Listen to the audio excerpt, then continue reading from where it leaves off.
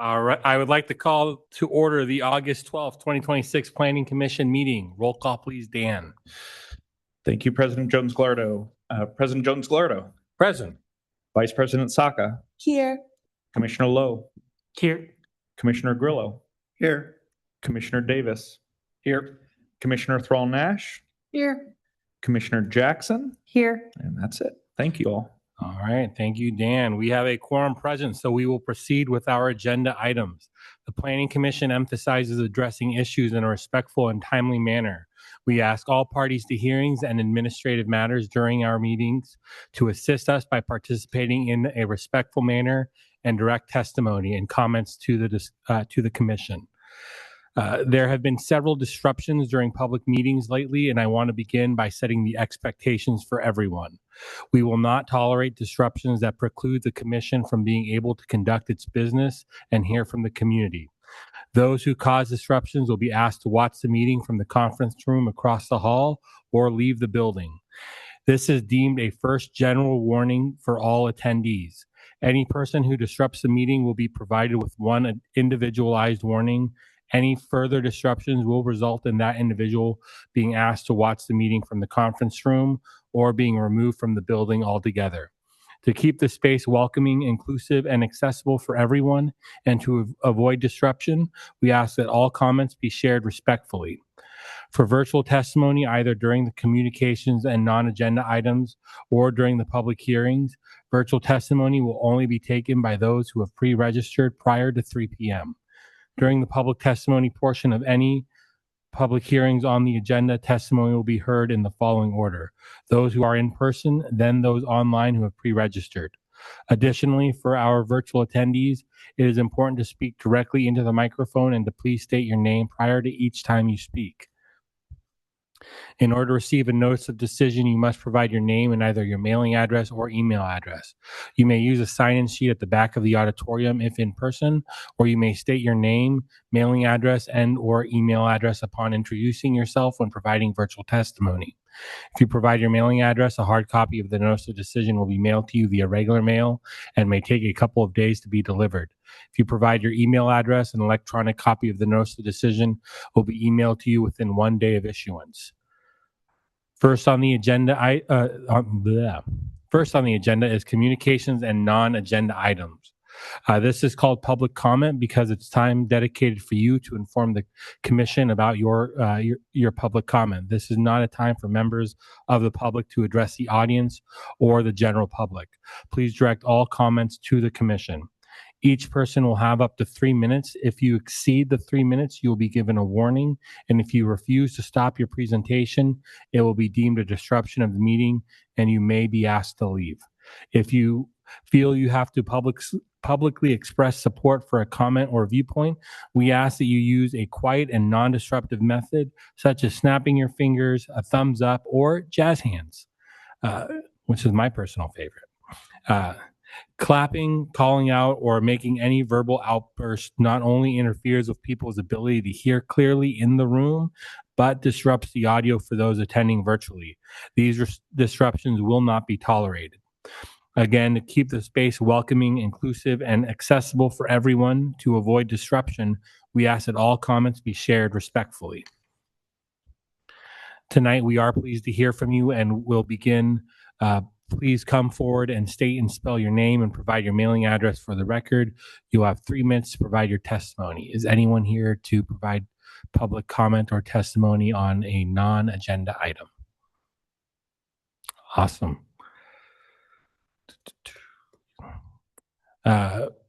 We have no one registered to speak virtually, and the deadline to register has now passed. Am I correct on that, Bella? Correct. Sweet. And no one in person is providing comment this evening. Moving on to the next item on the agenda, we have no minutes to approve. We have no public hearings tonight. We have no unfinished business.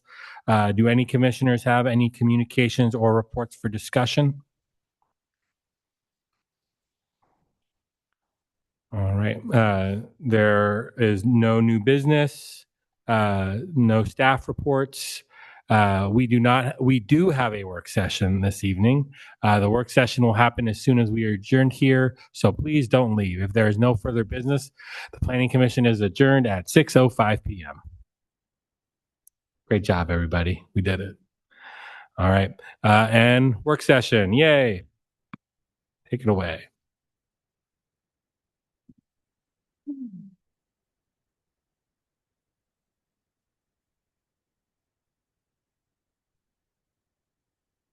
Good evening. My name is, for the record, Justin DeMello. I'm a senior project manager with Economic and Community Development for the City of Hillsboro. And I'm very happy to provide an informational presentation and a work session here for the Avenida Diaz program. So I'd like to share with you a little bit of information and background regarding the program generally, and then also start to zoom in maybe a little bit tighter on a particular component of the Avenida Diaz program, which is the Equitable Development Strategy document. Towards the conclusion of the presentation, I believe Dan will speak a little bit to the current plans for formalizing adoption of this document by means of an amendment to the Downtown Framework Plan.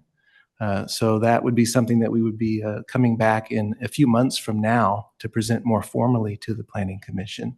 But tonight we wanted to provide a little bit more of a general overview, give you some context regarding what the program is all about, and then also provide the Commission with the actual draft, which we have, I think, in PDF form already submitted. So I don't think we'll have time tonight to dive too much into the content and the details of the draft, but just kind of wanted to set it in context a little bit, answer any big picture questions you might have, and then tee up your opportunity to review the document in the weeks and months ahead.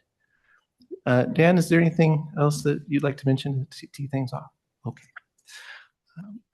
Do we have our slide deck presentation teed up?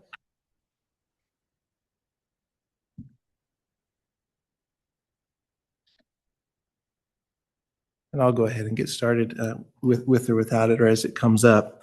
So tonight we'll do a quick review of the program overview, talking about what is Avenida Diaz in terms of the project area, the geography, talk a little bit about the purpose of the program and the policy basis for it, and a little bit more about just what it is. What is the program framework? It's very broad in its scope and somewhat unusual too in terms of it being really a first, I think, in some ways for the city.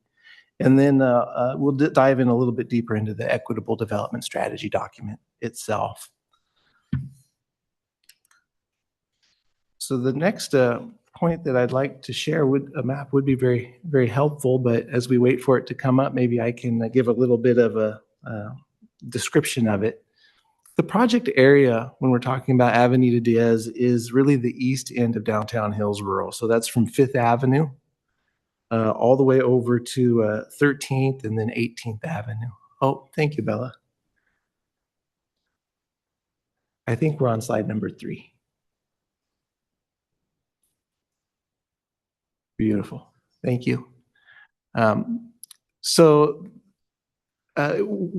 staff has been reluctant to tightly or narrowly define the community, because really it's anyone who feels that they're a member of the Avenida Diaz community is a member, of the community. But for the sake of the project and the analysis that we performed, that is the work area boundary that has been used, which was there on the screen, again, between 5th and 18th Avenue, from about Main Street down to TV Highway and the railroad tracks. This is a really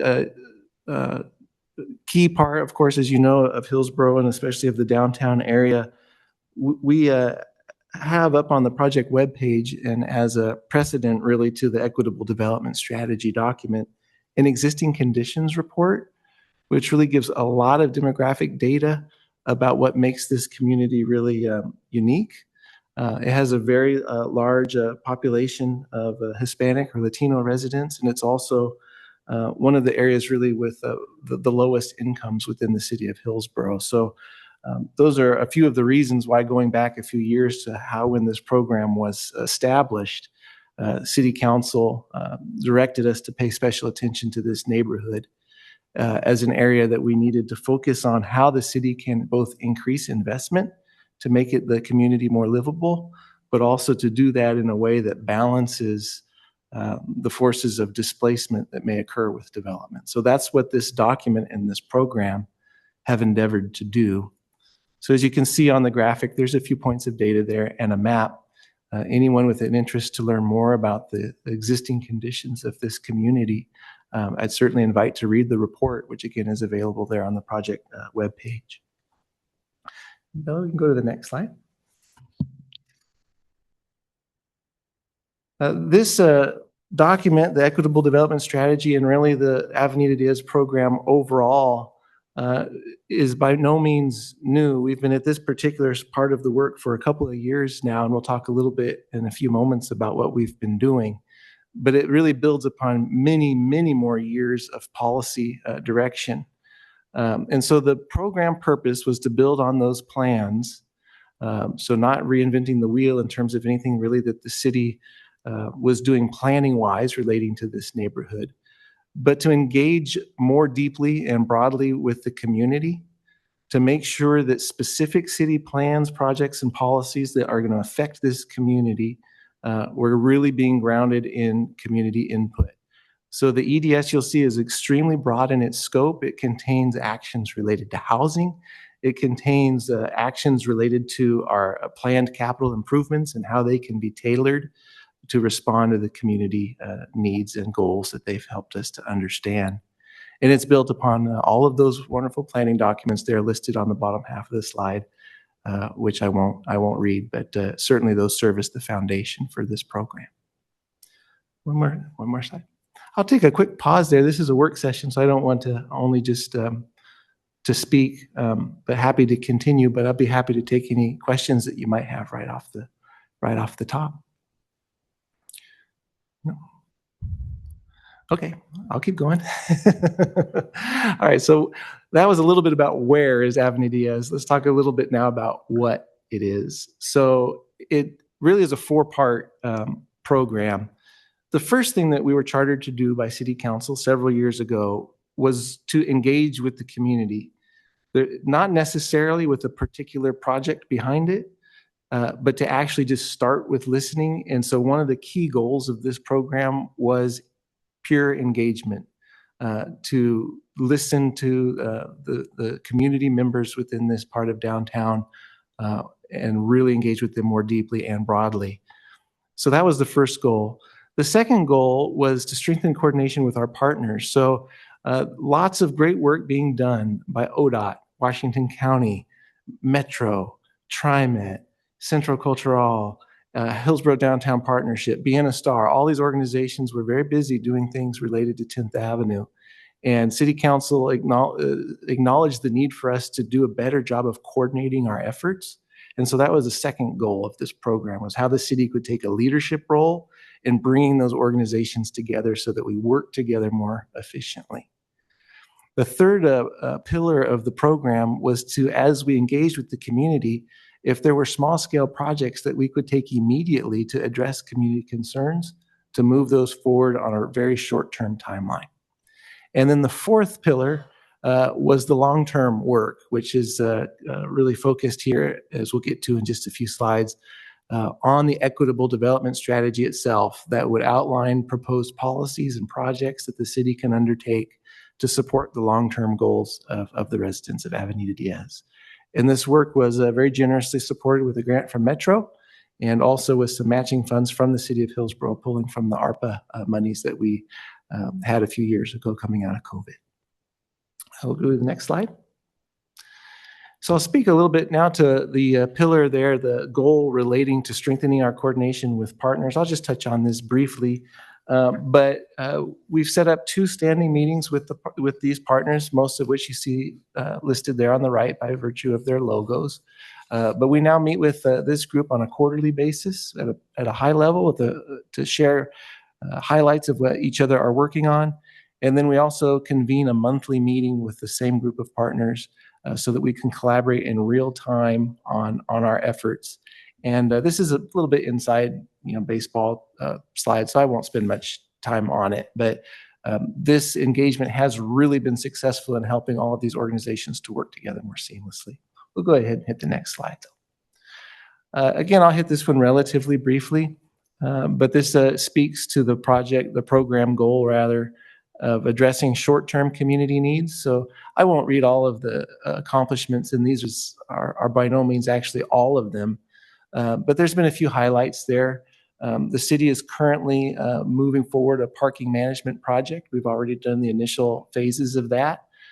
We've increased street lighting, replacing quite a few of the light fixtures, almost 100 within the Avenida Diaz area. Flashing pedestrian beacon has gone in on 12th Avenue. These are just a few of the highlights of some of the short-term actions that the city has tried to take as close to real time as we can to address these community concerns. But we'll move along from this one relatively quickly. Can I ask a question about that? Of course. So these short-term actions, were they identified by that group that you had? Did they make a list, like, this is what we'd love to see the city do that we're not doing? Yes. Okay. Yes. Awesome. So we pulled out, in some cases, we pulled out a map and really just talked about like what's the agenda of maybe that meeting was lighting. We're going to talk about lighting tonight with that group. And we'll talk a little bit more about what that engagement looked like. But in some cases, it was that specific where they would draw on a map and say, hey, this intersection right here is really dark. I don't feel safe here. Or this intersection right here is very difficult to cross. And so, we would work with Public Works to address that. So it was, in some cases, definitely that immediate in terms of trying to respond to that community feedback. Yes.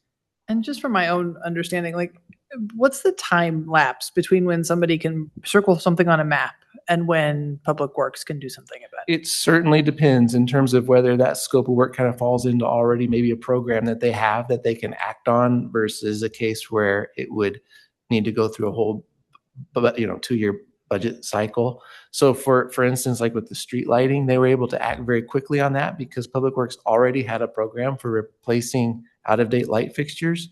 But in this case, they just used that input to help them prioritize which ones got replaced. Okay, thank you. Yeah, great question. All right, so we can move ahead a little bit to the longer term goals of the program, looking specifically at the equitable development strategy, which again, I certainly encourage the commission to review the document as you have time, and we'll be back in a few months to talk more about the process toward formal adoption. But this document it contains 20 distinct strategies that are related to housing, supporting existing businesses on 10th Avenue, and also tailoring the public investment. Like we just talked about in a sense, how community feedback can help us to tailor projects that are already planned for the area. But in each case, those strategies were developed using the same process, which was to start with our existing plans and policies, and then to really take those to the community, in some ways even kind of informing and educating the community so that they understood what those existing plans and policies for their neighborhood are, but then also solicit an additional layer of feedback from them in terms of, as the city goes about implementing this policy, what's important to you. So we took that feedback and then worked with our consultant team to really take a look at how that feedback could be implemented. And then we produced a strategy. And so that really is the formula that was followed for all of the 20 strategies that you'll find in the EDS document itself. Next slide. And here's a quick snapshot of some of our engagement, actually not even all of it, but we really endeavored to meet the community where the community is. We got out and did on the street surveys, trying to catch people in popular places there along 10th Avenue in the public right of way. We convened, and this really was the centerpiece of our engagement, a community advisory committee that was held primarily in Spanish with a group of residents from the neighborhood. We met with them more than 20 times over the course of 2 years. So we covered the whole range of topics, from lighting to policing to their feelings about Chute Park, to their thoughts about housing, to their thoughts about the redevelopment of the police department block on 10th and Washington. So we went very deep with this group, and we're very, very grateful for their sustained engagement over that long of a time. So we considered that group to really be a success, and they remain engaged in this work even going forward. So I won't read all the numbers there on the slide, and the engagement too is summarized in the document itself. But really the reason for the relatively slow timeline on this work has been the extreme amount of engagement that we have endeavored to do, both in terms of breadth, catching a large number of residents, but also in terms of depth, engaging with this group, for instance, as I mentioned, over 20 times over the course of 2 years. Next slide. Just a real high-level overview of the document. It's arranged in 5 main sections. One is overarching development strategies, just focused on how the city can encourage development in the Avenida Diaz area, but balanced with actions that would mitigate or slow down the forces of displacement, which we already see to some degree, just driven by market forces. We certainly want to keep an eye on that in terms of how that can be mitigated. And you'll see that woven through really almost all of the strategies. The second main area that the document touches on is increasing housing. So we worked very closely with the long range team and with Rachel Marble and everybody that was working on the housing production strategy. So these documents are very complementary. It builds upon the housing production strategy. It really talks about how the actions that are outlined in the HPS can be particularly tailored or looked at through a neighborhood specific lens, so that the thoughts and concerns of folks on 10th Avenue are considered as those actions are moved forward. The third main category that the document touches on is commercial strategies. This is a lot of economic development tools aimed especially at how we can support the existing small businesses on 10th Avenue.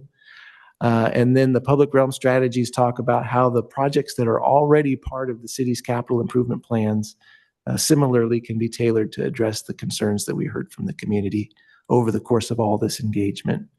And then finally, a little bit of an outlier in the document is a section that in much more detail starts to outline a thought process toward what a redevelopment of the police department block, a city-owned property on the corner of 10th and Washington, might look like. Next slide. At this point, I'll take another quick pause for questions and then maybe kick it over to Director Dan Diaz there to speak a little bit to our next steps, especially as it relates to coming back here to the Planning Commission later on this fall. Commissioner Grillo. Yes. Couple of questions.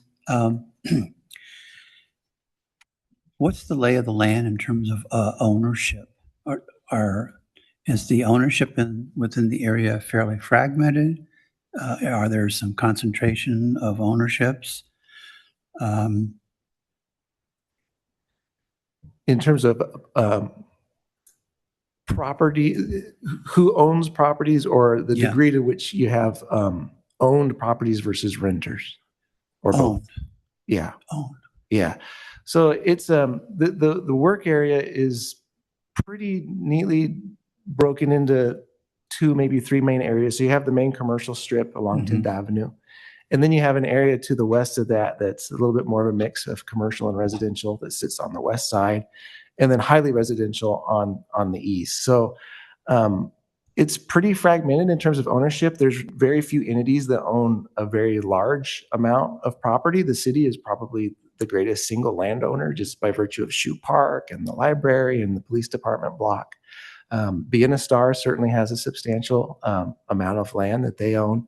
Otherwise, it is pretty fragmented with small properties that are individually owned.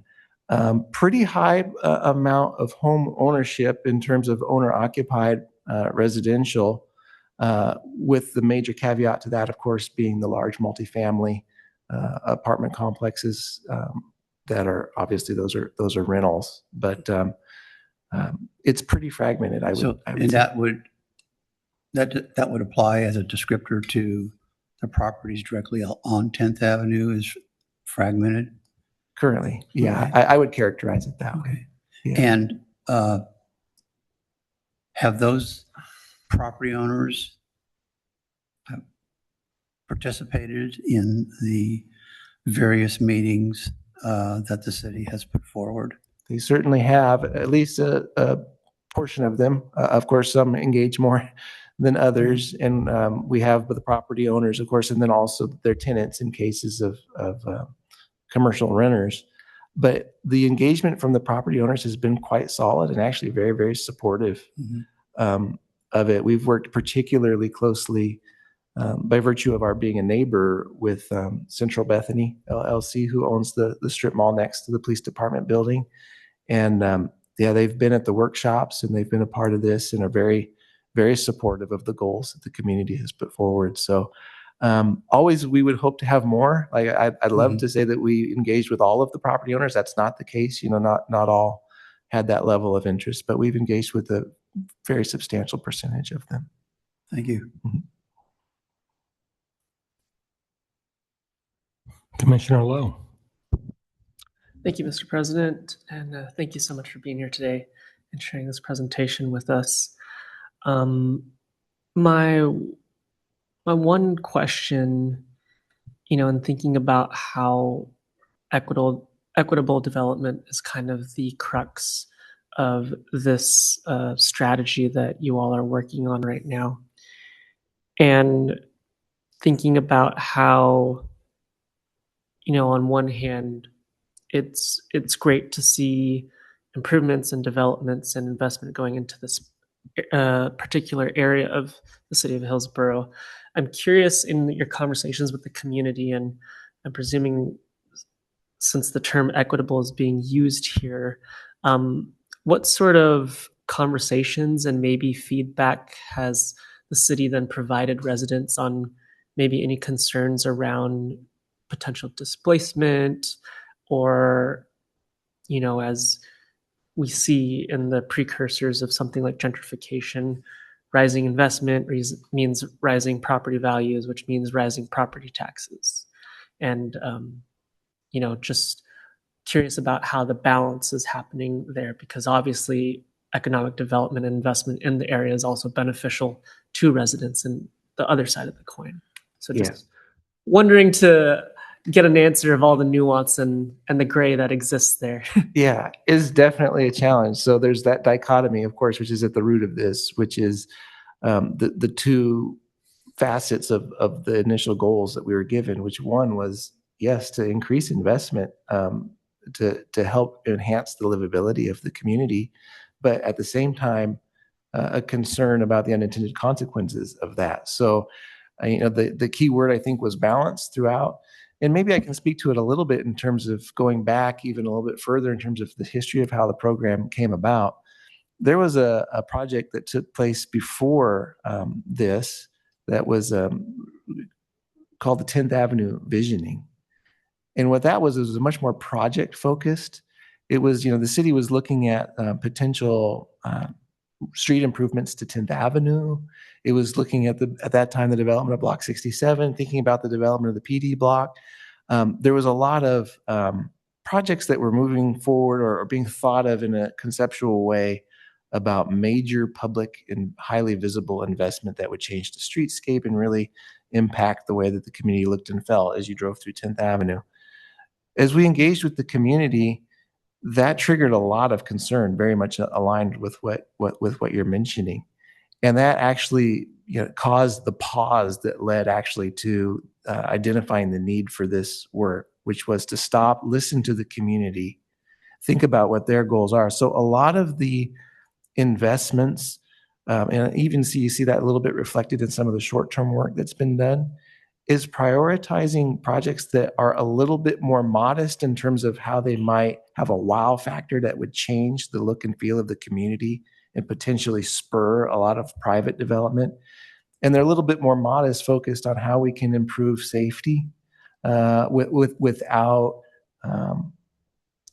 more visibly altering the feel of the community. So it's a very difficult balance to walk, because we hear both from the community in terms of the city needs to invest in our neighborhood, and then also those concerns about what that could trigger. So that's where reading through the EDS, I hope, I don't think there's any perfect balance to strike, but each of the actions is really crafted to try to strike that balance between those two seemingly competing priorities. So most of the engagement that we have heard from the community, really, to be very honest, has not been as focused on displacement as I would have anticipated.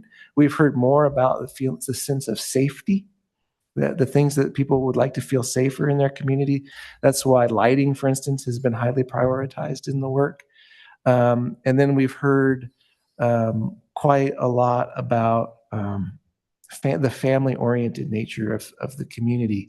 So it's like, as we look at the redevelopment of the PD block, for instance, one of the main themes that we've heard from the community is, as you think about redeveloping this block, think about families. Like, can we encourage a developer to put in a development with higher bedroom counts, for instance, where people may have 2 or 3 or 4 bedrooms rather than just the studios 1s and 2s?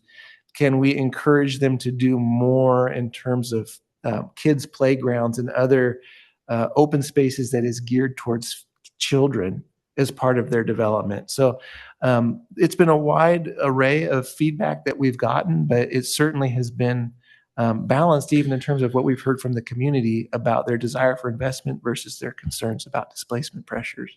So I certainly wouldn't say that this document has hit the bullseye, but we're really trying to aim for as close to it as we can to balance those competing interests. President Jones-Gallardo and Commissioner Lowe, can I just add one additional piece to Justin's answer there? Sure. So I think Justin did a great job highlighting many of the qualitative and community input aspects around the consideration and information around economic and displacement risks. A couple of pieces that I don't know if Justin hit on quite as heavy that might also be of interest to where the question is originating from is, we have also done a series of studies starting about 6 years ago with our affordable housing team looking at risk of displacement, especially in the residential space. And that took into account what were average rents, what were average household incomes and sizes, what was the availability of market rate and affordable units also within that greater district. And what that said is that there was it quantitatively, and I'm sorry, tonight I don't have all those numbers off the top of my head, but we can follow up with that report. It did highlight where the residential risk was in a far more quantitative fashion to help inform us on that front. What it also did is we have a high concentration of regulated affordable units presently also in the district, which on one hand gives some protections against displacement because those units are regulated affordable for certain price points and income levels. But so there is a blend of things there. And it is one of these areas that, as Justin was alluding to, is massively complex, is an area that we as a city, especially through this engagement, are going to seek to deploy new approaches, new tools, new assessments to try to alleviate displacement at all costs, recognizing that displacement sometimes still will occur for a variety of market factors, and having mitigation programs and plans in place. So hopefully, if and when mitigation or displacement does occur, we are able to mitigate that. The last thing I'll note, and this gets back a little bit to the property ownership versus renter question too, is we have, in the course of the work that Justin's speaking to tonight, also sought to ramp up the qualitative and quantitative assessment for the commercial retail spaces, because there's a high concentration of small retailers, most of whom rent their spaces also in the district. They too could be in a situation where they could face commercial gentrification. And so we are trying to catch the commercial space up to the residential effort too, so we can have both a healthy opportunity for reinvestment and vitalization of this area, while absolutely trying to address and prohibit displacement and or mitigate it should it start to occur. So I hope that helps as well, and we can follow up with some of those additional technical quantitative aspects if you'd like. Thank you. Vice President Saka. Thank you so much, Dan Diaz, for elaborating on the fact that the staff is aware of displacement, whereas the community members may not be cognizant of it themselves, that as the neighborhood continues to develop, that will be something that they will have to combat. So my only question here is, with that awareness of their lack of knowledge in that space, is there anything that we're doing to educate them and bridge that gap and sharing the information of how we're mitigating what likely will is possible to happen? Are we? Yes, and we'd like to do much more, but the answer is yes. Like that was one of the reasons why when we convened the community advisory committee, we determined really early on that we were going to try to hold them together for a very long period of time, because there is a pretty substantial we get feedback, but yes, we also have to help inform them and help them to understand some of those longer term issues. So a lot of those early CAC meetings, for example, really were talking about exactly that to help them understand a little bit more about what those issues are and how some of the actions that we were going to talk about in future meetings, relate to that. So yes, we have endeavored to do that, and that was one of the reasons why our engagement was focused more on depth than breadth. Like we wanted to engage more over time with a smaller group of people rather than just get surveys, for instance, from a couple thousand people, because it really is sort of a knowledge building process that you kind of need to go on together as a group. And so that's why we structured it that way. But yeah, your point is well taken. Yeah. Thank you, Bob. Any other questions at this time? Oh, all right. Go ahead. And thanks for grounding the conversation in the quantitative data, Dan. Much appreciated. And that is, just for reference, starting there on page 23 of the EDS, that commercial risk displacement analysis. So. All right. If we don't mind going to the next steps, I will briefly cover this because the Planning Commission, Justin talked about the great work that our amazing team has been doing, the amazing partnerships with community-based organizations and public engagement. You all play two very important policy roles in this work that are approaching on the horizon. The first is that given the extensiveness of the input, the policy development, and really starting to establish a policy basis that becomes where we will launch programs and future projects off of, you all will entertain a comprehensive plan amendment, a minor comprehensive plan amendment to adopt the equitable development strategy by reference into the downtown framework plan, which is already part of the comprehensive plan. And that is really important just to provide that additional level of policy and planning specificity to that sub-district of the overall downtown. The other area is that the Planning Commission serves a critical role whenever we are doing urban renewal planning. And because the Avenida Diaz area falls, I believe, entirely, if not nearly entirely, within the downtown urban renewal area, we are also seeking to adopt the equitable development strategy into the urban renewal plan, as well as a minor amendment there. The reason for the urban renewal plan amendment is that will allow us to use that tax increment financing tool for downtown vitalization towards some of the projects and the programs identified within the equitable development strategy. So anytime we're going to have eligible expenditures there, it has to be called out in that plan. And so that's why you will see those two amendment packages before you. But they are different, even though they're pretty much doing the same thing, but it really is to set those two critical policy bases, one from a land use and a development standpoint, one from a kind of public financing vitalization standpoint. Are there any questions on that structure or policy actions? Commissioner Lowe.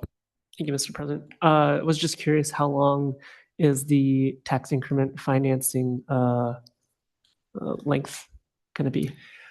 So it is part of an active district that has been around since 2000 and I need Carla Antonini, our downtown project manager, this. I believe 2011. Looking to the audience to correct me, we can get followed, but it's been active for over about 15 years. That district, when it was created, did not have an identified hard end date. It has been one that we have continued to operate off of, and really actually have relatively little debt so far in that district. So what that means is there is life and capacity ahead to make investments in the Avenida Diaz neighborhood, as we've been making on things like projects like Block 67. Same thing with investments in the health and education district and the downtown kind of Main Street district as well. Got it. So that district covers Avenida Diaz and stretches into downtown Hillsboro, like proper. The greater downtown Hillsboro. If you look at the downtown framework plan, that boundary is pretty close to coterminous with the downtown urban renewal district as well. Okay, cool. Thank you. Yeah. Anyone else? All right, continue. All right, if we go to the next slide, Justin, you want me to hit this one as well, or would you like to pick this one back up from a schedule standpoint? This one, I think you pretty much already just did. Okay. Maybe we can go to the next slide there. Yeah. So there we are. Here we are, August 12th. Back in June, we had very much the same presentation was shared with City Council, and then the draft was provided to them just last week. So that's where things are with Council. We actually have a nice alignment on the calendar. We're going to meet with the Urban Renewal Area Council Advisory Committee tomorrow, and then back to City Council for a work session next Tuesday. That work session is going to be a little bit more different. We're going to do a little bit of a deeper dive into some of the actual actions to be able to answer some of their questions as they also, in parallel with the Planning Commission, have an opportunity to review the document itself. We also have on the calendar a trip to the Public Engagement Committee. We'd like to share with them this same presentation fundamentally in terms of the engagement that was undertaken to lead to this point, but also get their feedback on what we should bear in mind as various city departments start to move the implementation some of these actions forward. We'd like to engage with the PEC to get their advice as that implementation period starts to kick off even next year. Beyond that, the dates are a little bit more to be determined, but the goal really is to try to have those two formal adoption processes take place this fall. So we're working to get the final version of this document completed within the next 2 months.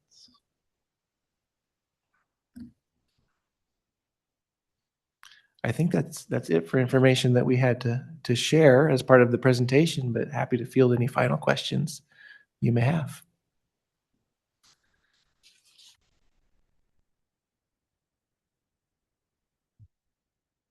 Commissioner Jackson. Hi, this is Commissioner Jackson. First off, I just wanted to thank you for coming to do this, the presentation, and I'm really happy to hear like how much public engagement you did with the community. I think that's awesome, and really was happy to hear about that. And I'm curious. I already asked Dan Diaz about this a little bit, but I'm just curious about ideas for. I know it's down the road, but for the police station area.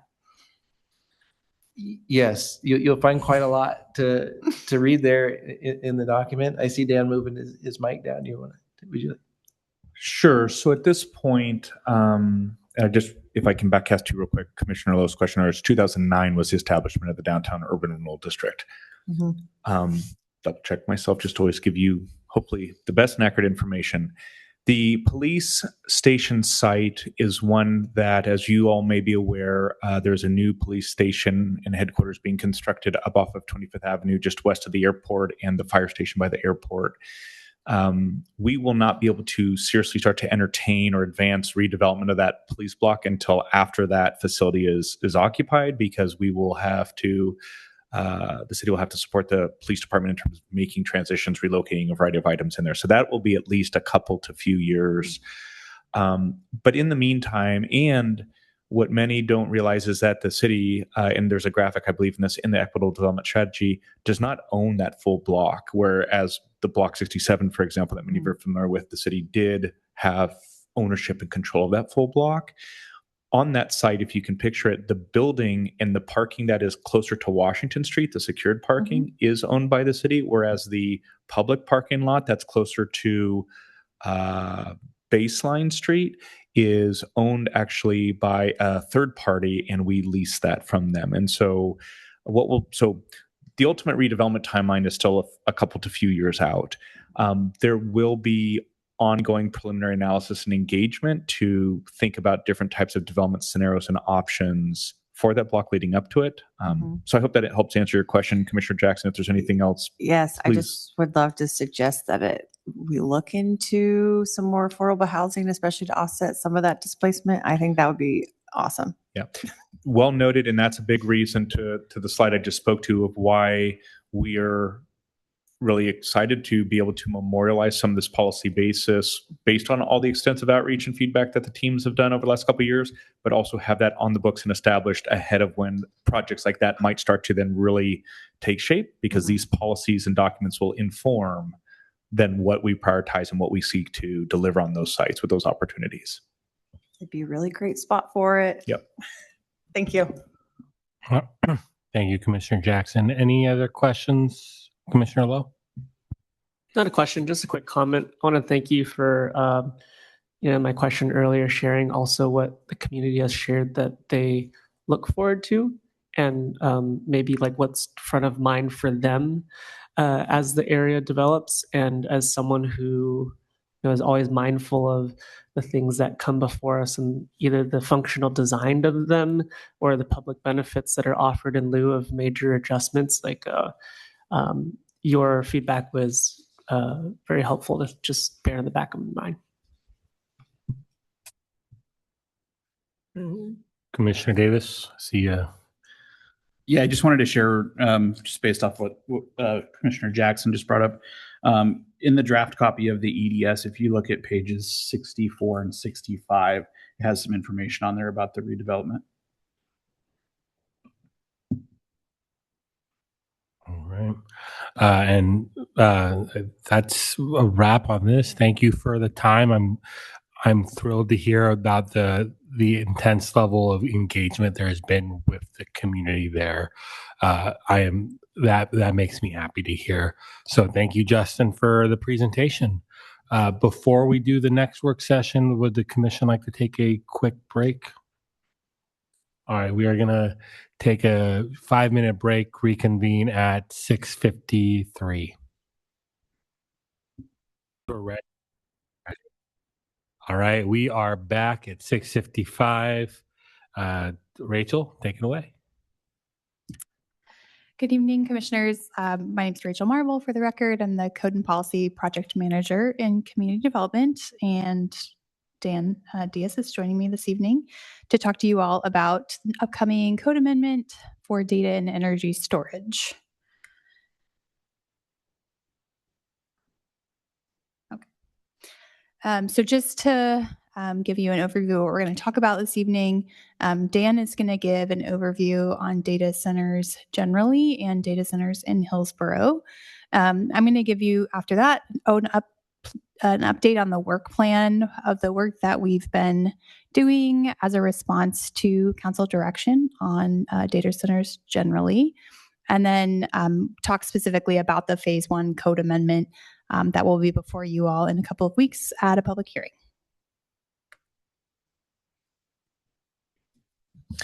All right. Well, good evening again, planning commissioners and President Jones-Gallardo. This slide will really seek to set the stage for the next couple slides around the types of data centers in general, and also help to emphasize the types of data centers in Hillsboro, because as many of you are probably aware of, there's a lot of both local, regional, statewide, and national conversation going on around this particular type of land use, this industry, these types of facilities. But we do believe it is important to note that what is in Hillsboro is not necessarily the same or analogous to what is in Atlanta, Georgia, or in Texas, or in Utah. And so our hope with these next couple of slides is really to highlight some of those differences, seek to establish some commonality of terms and nomenclature, and to give you a bit of an insight of what is specifically the type of data centers and trends we're seeing in Hillsboro and what we anticipate seeing on the horizon. If we go to the next slide, please. So I will preface this slide by saying that this industry has been around for many, many, many years, and is an industry that remains very dynamic and changes quite often. And so while we are going to categorize data centers in these next three that I'll highlight, I do want to note that the terms, the categories might be referred to differently or might change in the near future.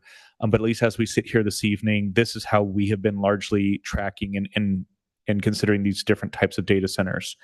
So the first is, as you see in the top box, can be referred to in many different ways, but we refer to them most often as co-location data centers. You may hear them as retail or multi-tenant data centers.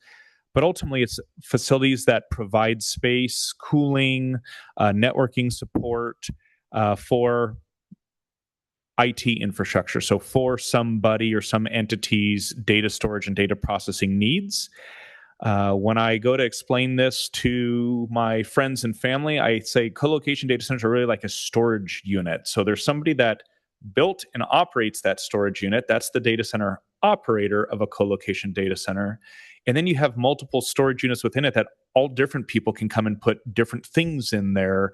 And those are the tenants of that data center. And so I don't mean to oversimplify it, but I just, in terms of really how do those facilities operate, it is quite similar to just that.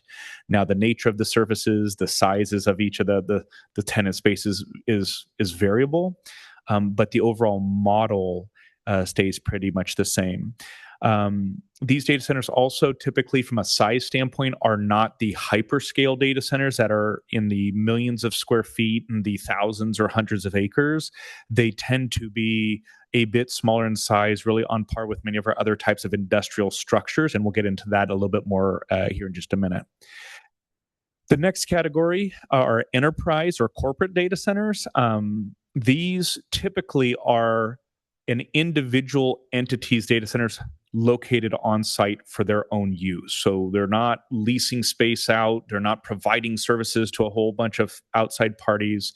Examples include Oregon Health and Sciences University, for example, has a data center on their campus that supports their research, their patients, their own internal databases. Similarly, Intel, for example, has a data center on their Jones Farm campus that is supporting only Intel operations internally.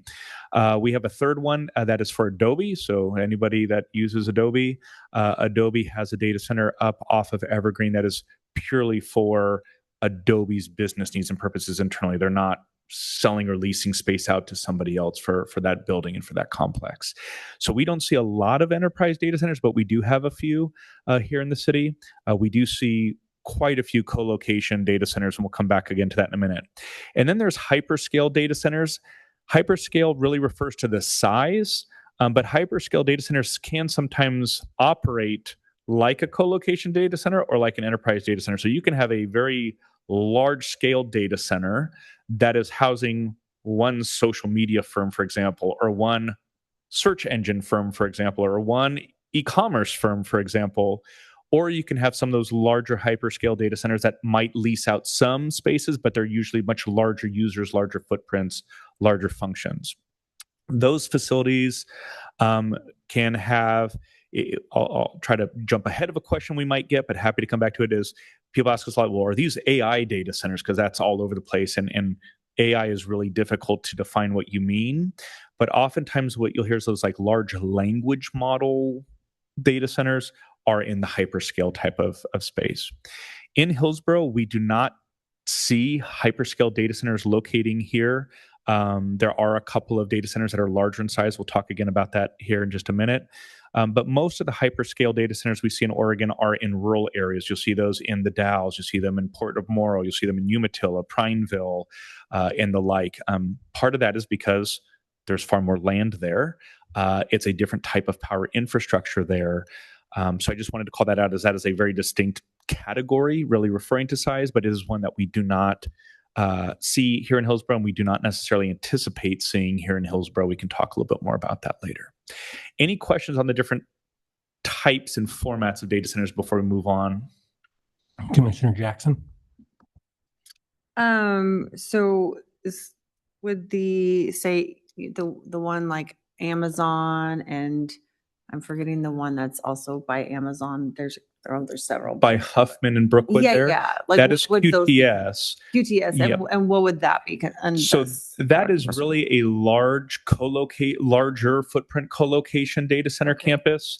There have been times where Hillsboro will refer to that as a hyperscale, because for us, it's definitely at the larger end. It's about 90 gross acres in size. Whereas if you've taken a look at our frequently asked questions, typically data center average sizes in Hillsboro somewhere around 12 to 15 acres in size. Those are those co-location that we talked about. But yes, that is technically a co-location data center, just of a little bit larger footprint than we typically see. Okay, yeah. Thanks. Any other questions on this? Go ahead. Okay. Next slide, please. So data centers in the region. This is a map provided by the Department of Land Conservation and Development at the state level, seeking to track locations. And what you can see is that data centers aren't only in Hillsboro, in the region. They are concentrated in parts of Hillsboro, but you also see similar concentrations like in downtown Portland. You'll see concentrations in and around Beaverton. And while we're not going to speculate too much on the concentrations outside of our city, we do believe it's important to note that the reasons for these concentrations, especially in Hillsboro, are ones that we can tie back usually to a couple of key factors. One is proximity to businesses and support customers, especially those co-location customers.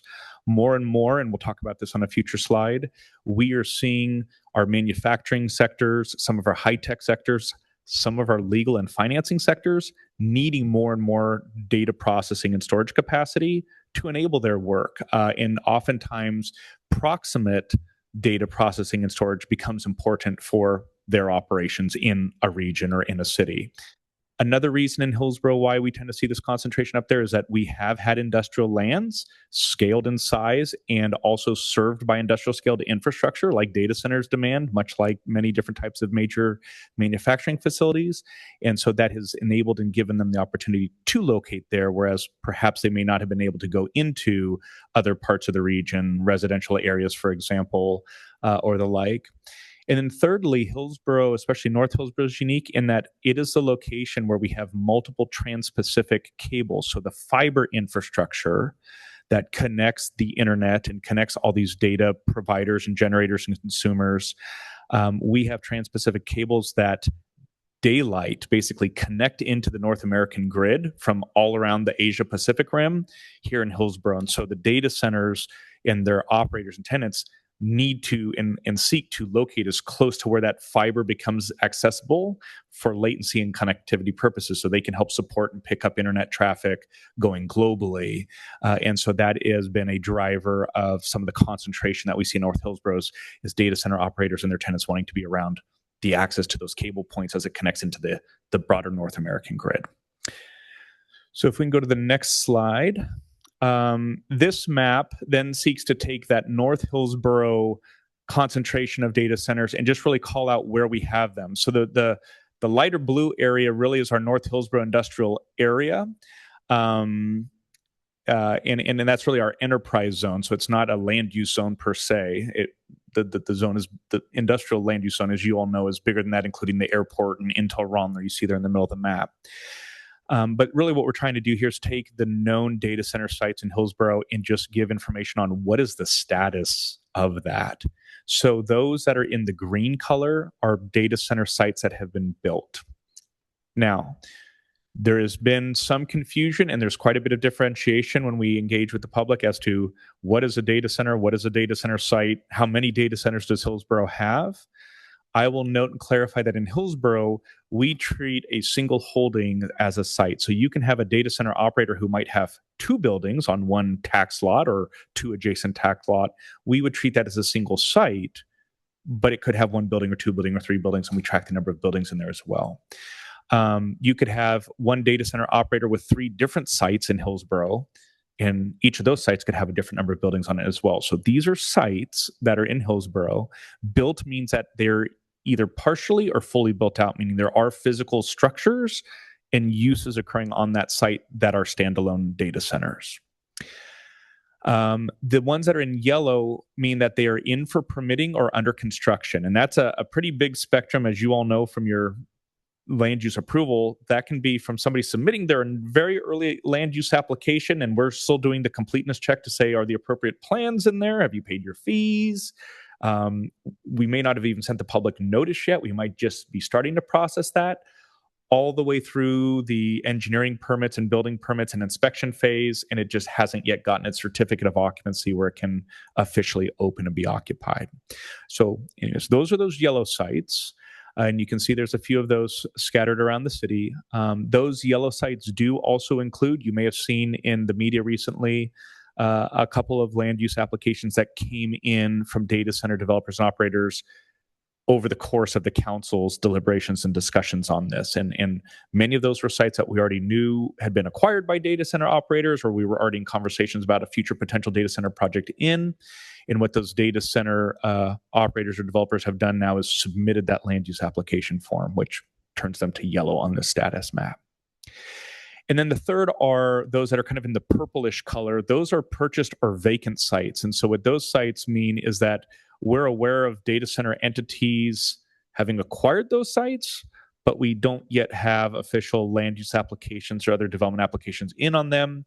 And so while we would, as staff, anticipate or suspect that they were acquired for a data center use, they could be used for something else, but they have not yet fallen into that category of in for permitting or being fully built out and operational yet.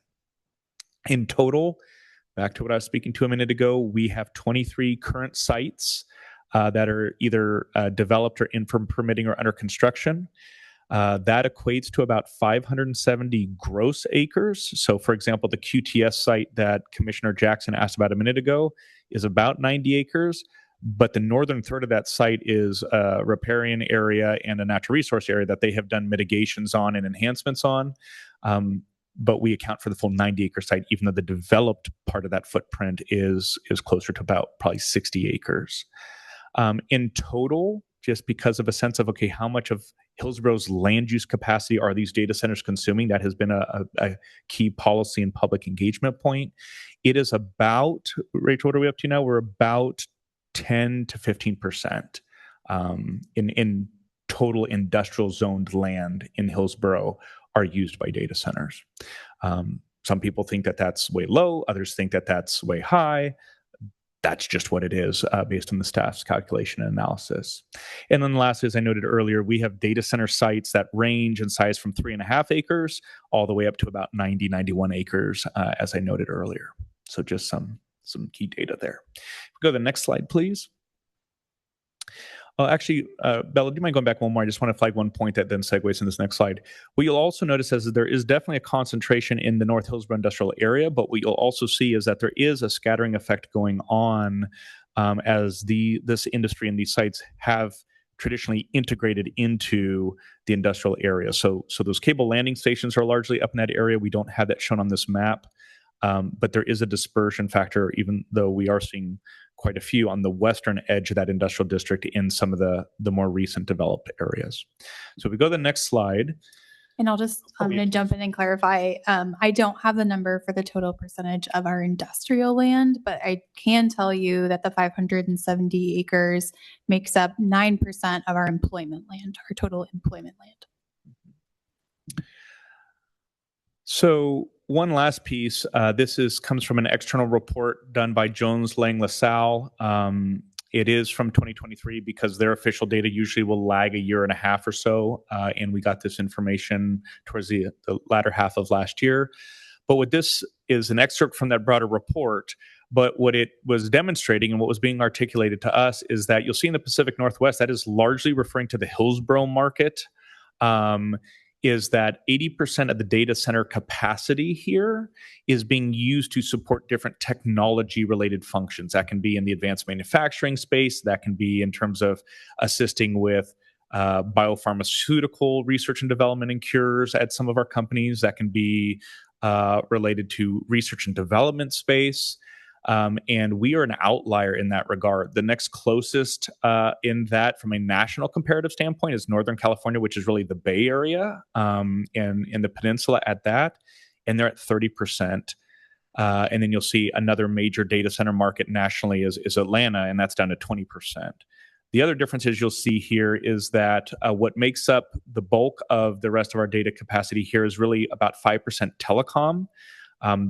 That is largely those trans-Pacific cables, and it also is things like if you have Verizon or AT&T or other, Zoom meetings, things like this that we're on here as well, is our understanding falls into that. And then there's cloud computing. Cloud computing can be storage or other things there as well. And you'll see in Northern California, heavy cloud, pretty heavy in technology. And then you'll see Atlanta, that's a far more diversified mix, but you'll see the emergence of a lot more healthcare, a lot more banking and financial services. We have some of that here, but it usually is rolled up under one of those other categories. It's not exclusively in that category. And then you also see like energy and entertainment media. So just the part we wanted to highlight here too is, again, a way in which our local data center infrastructure and uses differ in their function and purpose from some of those comparative regions that were also evaluated against or discussed against in the broader narrative. So oh yes, Quick question. please. Is there like anything like what all, because to me like technology is kind of a catch-all term, like what all falls under that? Yeah, so what's under that is there will be, for example, in some of our advanced manufacturing process, I'm going to try not to speak to any one single entity so I don't get into any proprietary issues there. But as different sectors automate more, that can be using equipment to augment the manufacturing process in their workforce. That is using data capacity. That falls under technology. We do have a lot of design of different hardware products, electronic products, even in the biopharmaceutical space. The design and the engineering and the research associated with that falls under technology, is our understanding. And then we have some interesting pieces out of some of our other sectors where they are doing their own sets of research and development. We are aware of a presence of like outdoor athletic and apparel using data processing and capacity here as well. Our understanding is some of that falls under that definition as well. So I hope that answers your question. I also do want to note that these are not the city's defined definitions and data on this particular slide and study, but that's how we understood it in terms of trying to collect information around our market and other maybe peer markets, even though, again, we're not necessarily identical. Okay. Is that helpful? Yeah, thank you. Yeah. Any other questions on that front before I turn it back over to Rachel? Okay. Okay, so the next portion of the presentation is going to cover the broader data center work that's happening and how this code amendment falls within that. So we are, like I said, kicking off this phase 1 code amendment. The broader work plan includes a lot of things. The first piece of that was a land use moratorium that was passed at the end of July. That land use moratorium is a temporary pause on acceptance of land use applications for 120 days. So that ends in November unless City Council elects to extend it, in which case they would need to hold another public hearing to do so. During that land use moratorium, which really provided that temporary pause, a big component of that is that we need to demonstrate we're making progress toward the issue that required us to have a moratorium in the first place. So part of that progress is a code amendment to more permanently address what issues we were trying to kind of temporarily solve with the moratorium. So the code amendment has been broken into 2 different phases. And the first phase is really just addressing definitions and further defining the use categories, and then refinement of where those uses are allowed within the city. The phase 2 code amendment will look at adopting additional development and design standards that will apply to those uses, and that those code amendments will be informed by a larger engagement process, but also by some studies that we are kicking off, which include an environmental analysis and an economic analysis, which were part of Council's direction to get some more data on actual local impacts of data centers, rather than relying on national data, since as Dan described, our local climate is a little different than the national data center climate. And then further out are some conversations about the enterprise zone policy and community service fee, which is a part of the enterprise zone. Those conversations will be happening at Council in 2027. Again, hopefully, or will be informed by that economic analysis that we're kicking off. There was some direction to explore a utility affordability fund, so that will be evaluated again in 2027. And then just broadly on the work plan is making sure that we're staying consistent with state law and the state enterprise zone policy as that continues to evolve. So the timeline for that is here. The land use moratorium, like I said, was adopted in July. It currently is set to expire in November.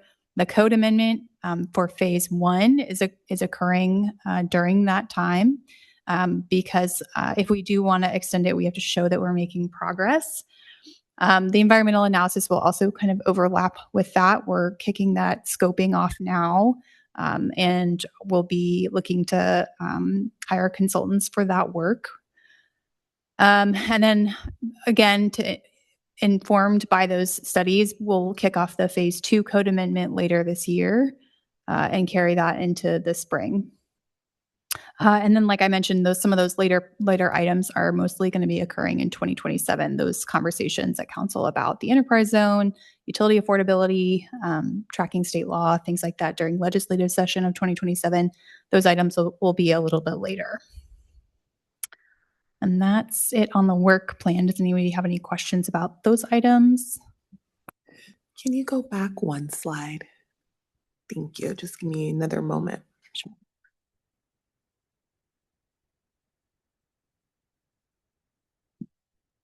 I have another question. Commissioner Saga, do you want to read in silence? Okay, I will wait. You can go ahead, Commissioner Thornash. So when you say that we have to show progress if the moratorium needs to be extended, is that according to state law? Like in order for state law says that if we want to do it some more, we have to at least prove that we're doing something about it? Yeah, so there was a set of criteria that were required that we show we met when we adopted the moratorium, and there's a separate set of criteria if we want to extend it. It requires a second public hearing, and then part of that criteria is that we're required to show we're making substantive progress towards a solution. So that's one of the criteria for extending the moratorium. Thank you.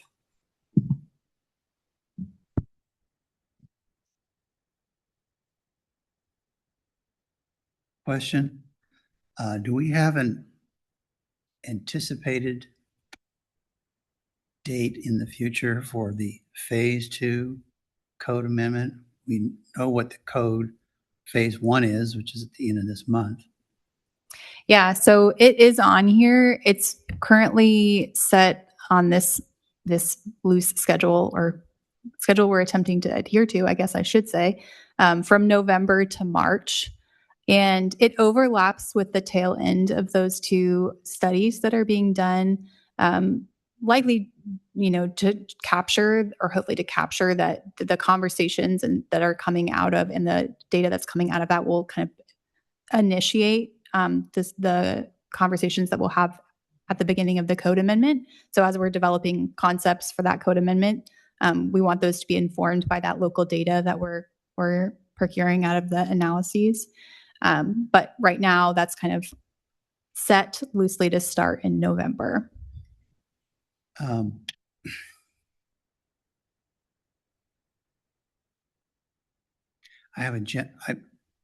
know exactly what the staff's trying to do. It's very methodical, and I greatly appreciate, Dan, what you. Can we explain to the public, particularly when we get to the public hearing at the end of this month, that there's a process between looking at the code changes in phase 1 versus phase 2?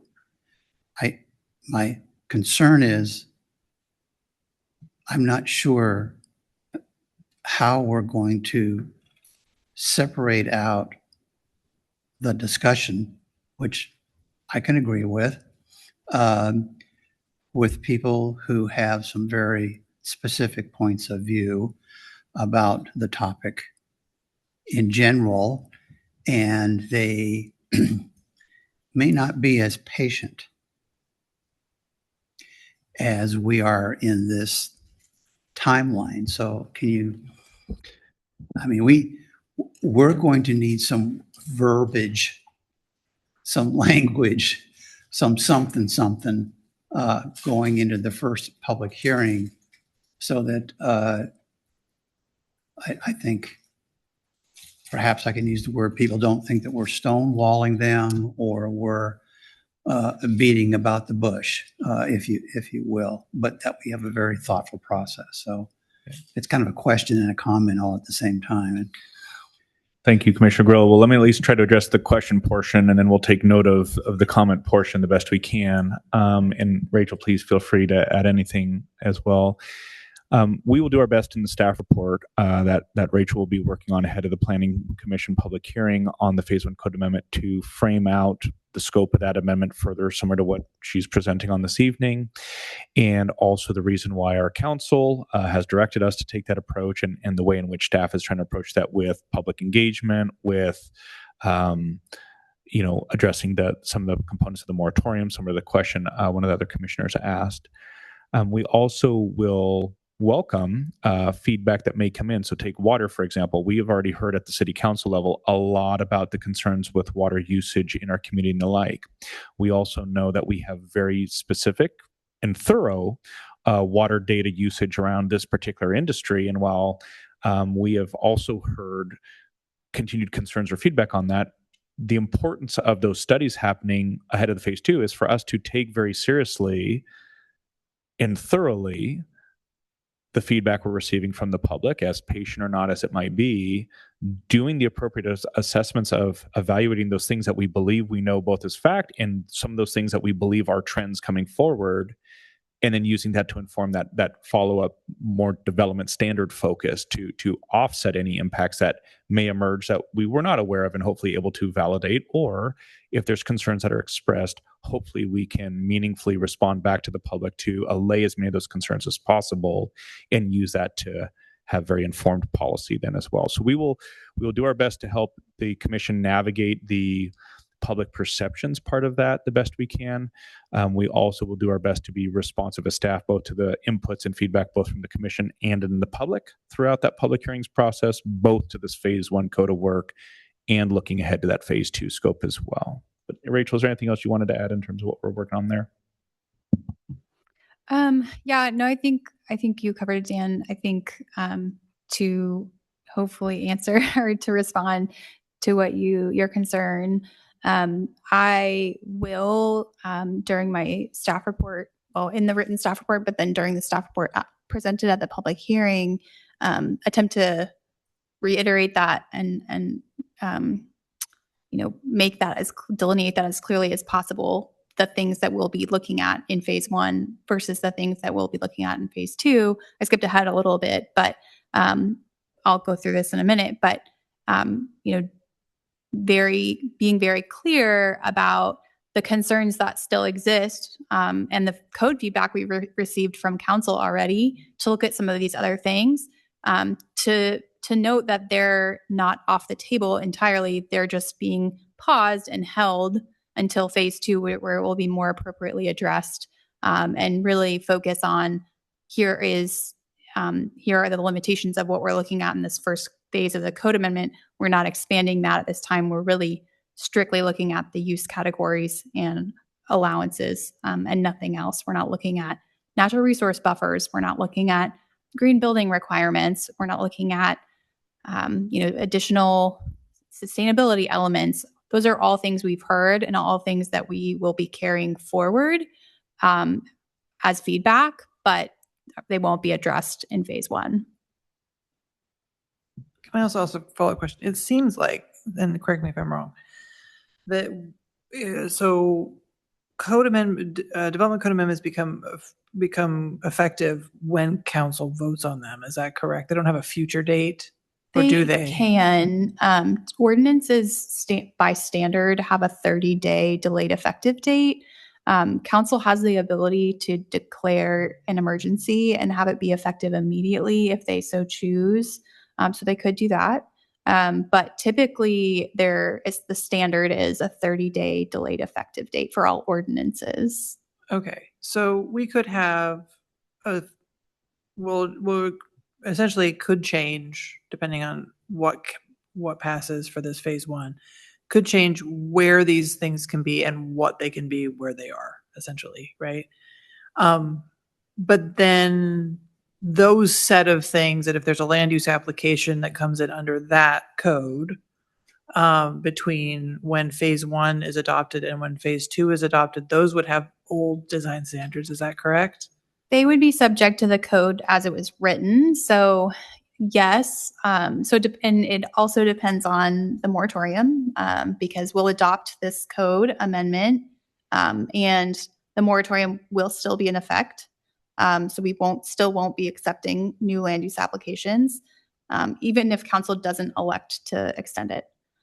They could ask to extend it or elect, to make that request or have a public hearing and make that decision. If they decided to extend it to provide additional time, again, to cover phase 2 as well, they can. The 120 days, the reason why the moratorium was set at that is because that's set in statute. We can't have a longer moratorium than 120 days. So that's why they did it at 120 days. The extension can be for up to 6 months. So that timeline is a little different if they elect to extend it. So to go back and, in the timeline, I have a timeline slide later, but currently this code amendment is set to go to council for a second reading, which would be adoption October 6th. And so that's about 6 weeks before the moratorium expires. So during that time, we still wouldn't be accepting any new land use applications. If we were, say council in November elects to let the moratorium expire and just rely on the code as written, whatever we adopt in this phase 1 code amendment will be effective. So it would, the use definitions, the use categories, and how we define data centers and where we allow them, those pieces would be in place. But if we didn't have a moratorium in place, any new applications wouldn't be held to the standards we adopt during phase 2, just whatever we adopted phase 1. Okay, I just want to make sure I understood that's the way that would work. Thank you. And just maybe to put a final response point back to that question, and also the point/question Commissioner Grillo was trying to make earlier, is we really appreciate the position that the Planning Commission is in, similar to staff, whereby we are trying to respond to the public and especially to the council of both moving quickly and trying to deliver certain actions as quickly as possible, and do our work per our city's values in terms of also trying to be engaging, trying to be informed, and trying to have very thoughtful, intentional, solid policy with well-intended and focused outcomes on the tail end of that. Right now, those things are at times at a tension with each other, and then also compounded by some of the moratorium timelines and needs that Rachel mentioned. So I just want to acknowledge that both for the commission, also for the public, and just know that our staff are going to try to continue to balance that throughout in terms of what we bring forward in the staff reports, what we bring forward in terms of draft language and the findings, and then definitely in the way in which we're trying to respond to you and to the council and to the public, as noted earlier.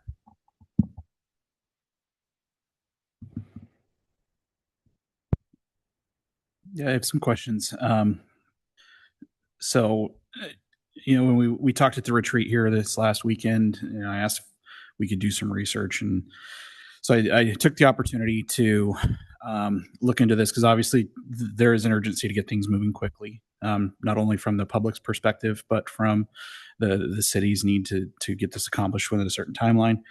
And one of the best ways to really get good information on that is to kind of case study other areas or other locations maybe around the country that have had to do similar things. And the past few years, a lot of things have changed as far as definitions with data centers and everything. So one thing that kind of came from that was the difficulties of defining exactly what a data center is, because it's changing so much and so quickly.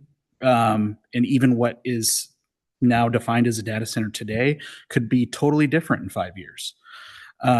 So some of the things that I looked at, there's some really good case study out of Virginia, Loudoun County, as well as Prince William County, Virginia, because they've had to do some similar stuff there in regards to doing amendments and things to their code to separate that out from their regular development codes with industrial zones.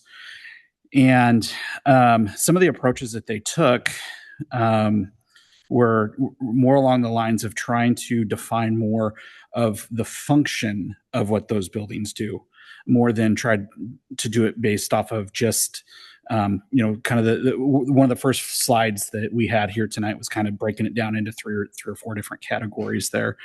And I think that would be very beneficial as well, especially with AI coming on board. And what we have here now doesn't necessarily mean that that's what the future is going to hold for Hillsboro. There could be, land that's purchased by a totally different style of data center in the future, like an Amazon or something like that's or in one of these new AI companies, because those things are exploding right now. And so I think that we have to make sure that we use language that addresses that ahead of time, so that we have the ability to regulate how that comes through in this amendment here. And I kind of read through the different codes that they were using in some of these other districts around the country, and I kind of put together an example that could be used something along the lines of a facility primarily designed or operated for the centralized processing, computing, storage, networking, or management of electronic data, including high performance computing, artificial intelligence, machine learning, cloud computing, cryptocurrency/blockchain processing, or similar computational activities, together with associated cooling, electrical backup power, and utility infrastructure.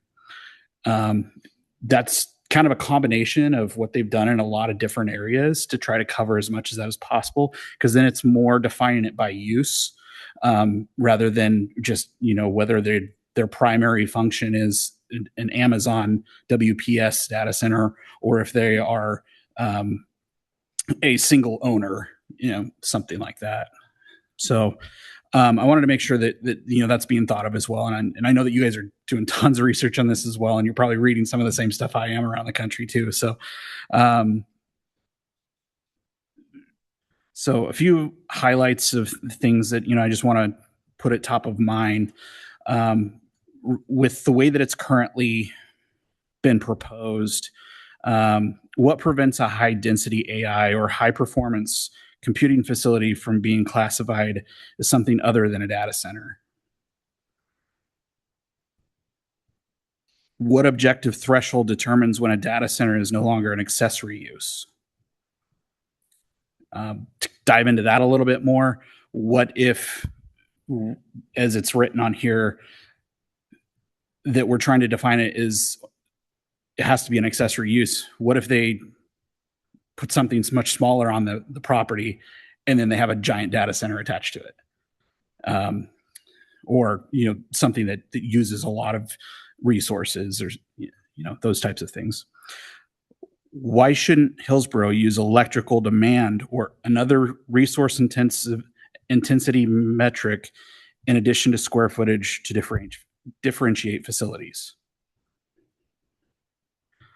And how does the proposed code address the impacts of generators, cooling equipment, substations, batteries, and other infrastructure associated with the data center?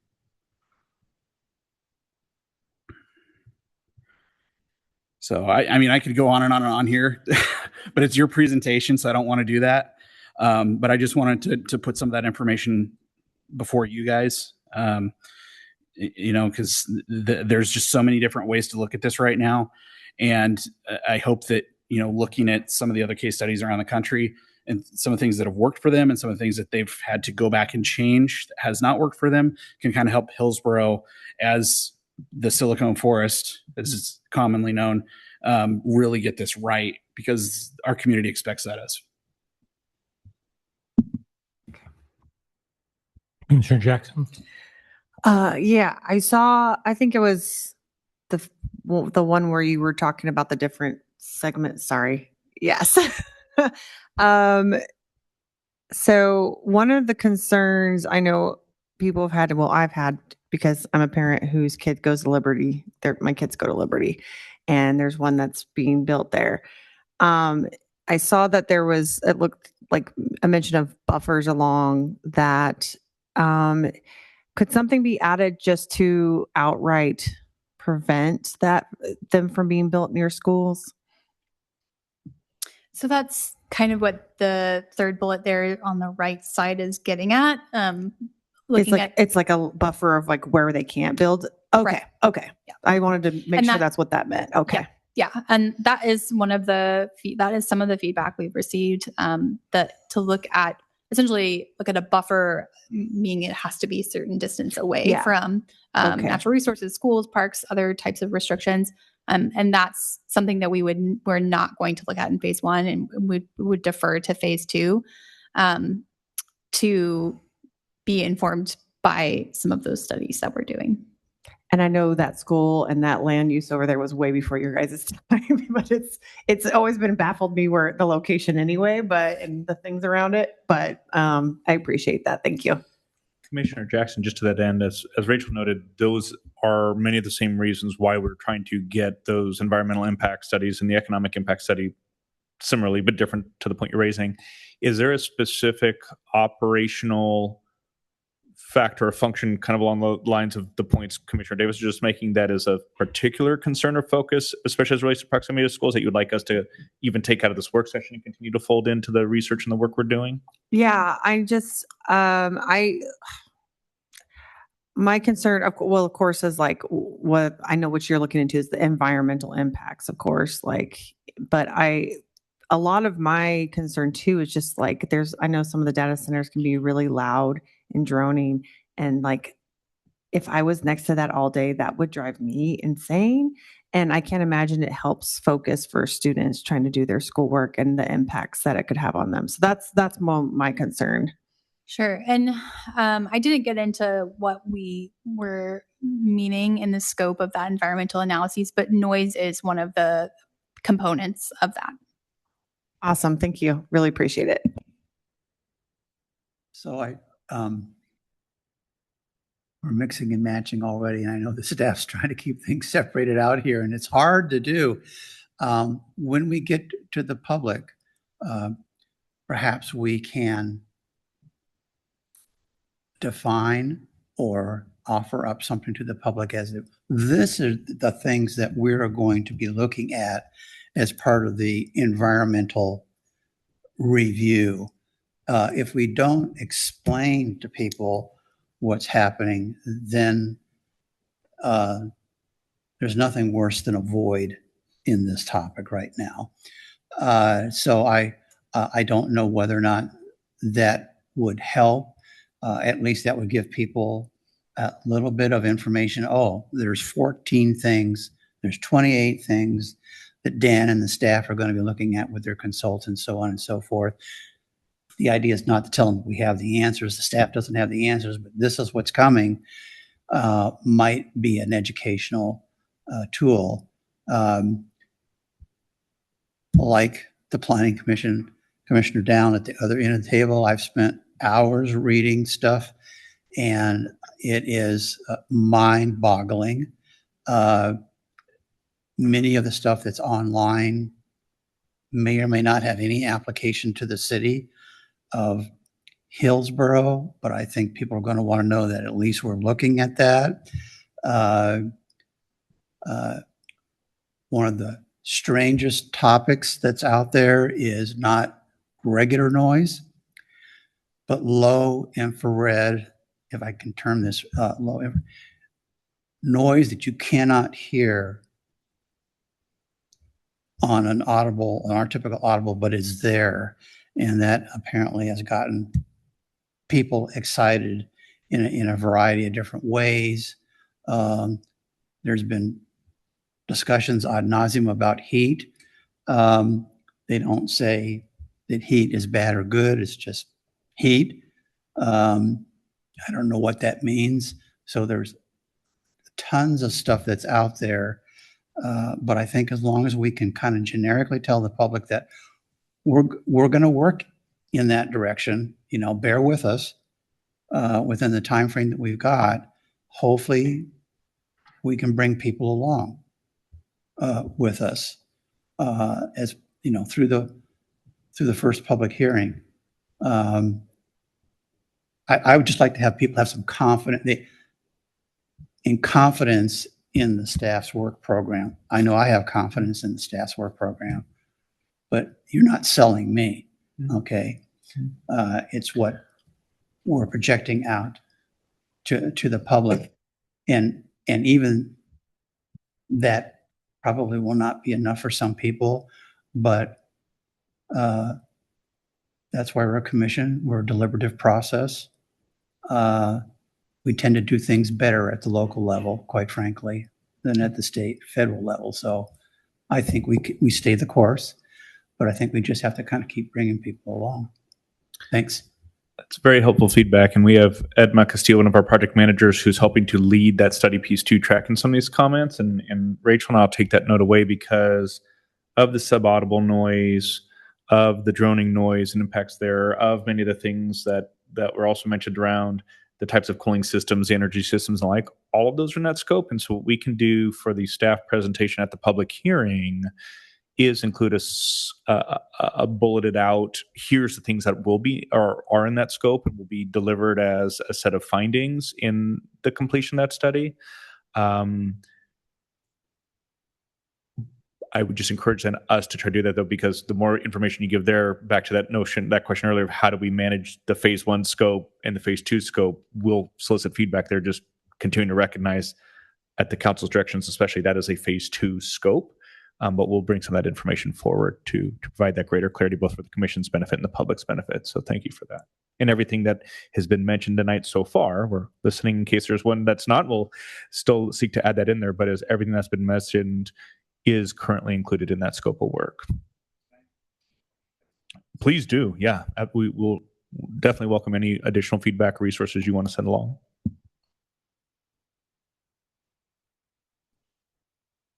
Back to you, Rachel. Okay, thanks.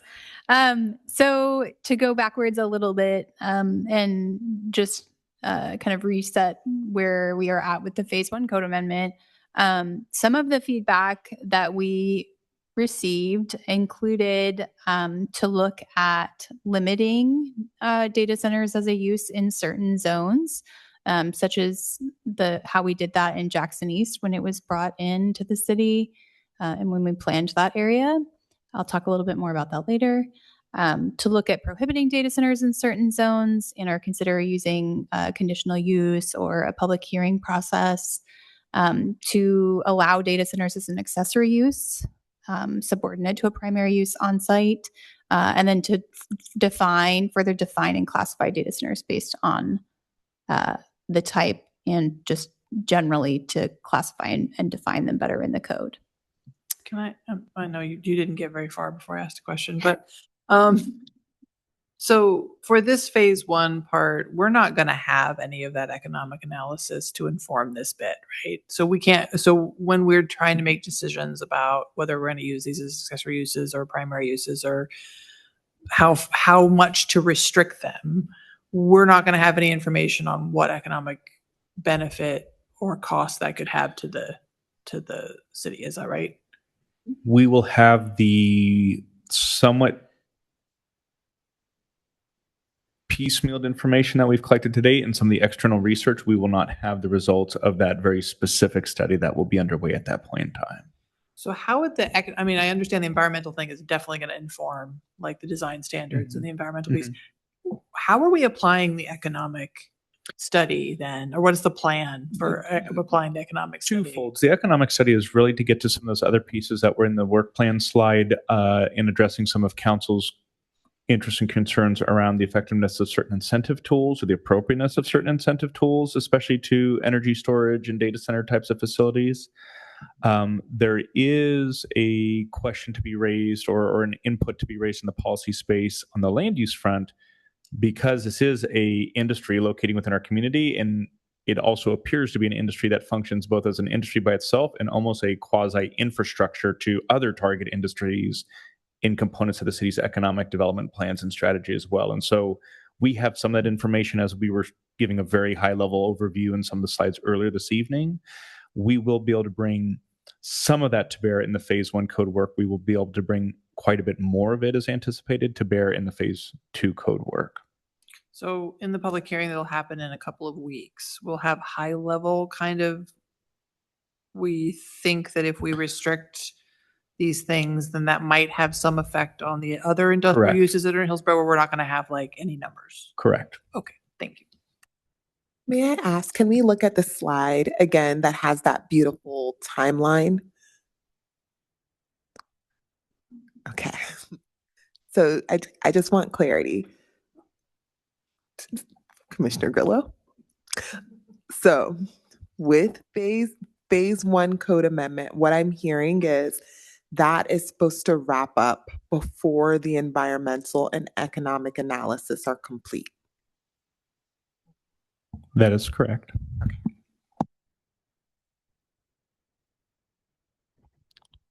Back to you, Rachel. Thank you.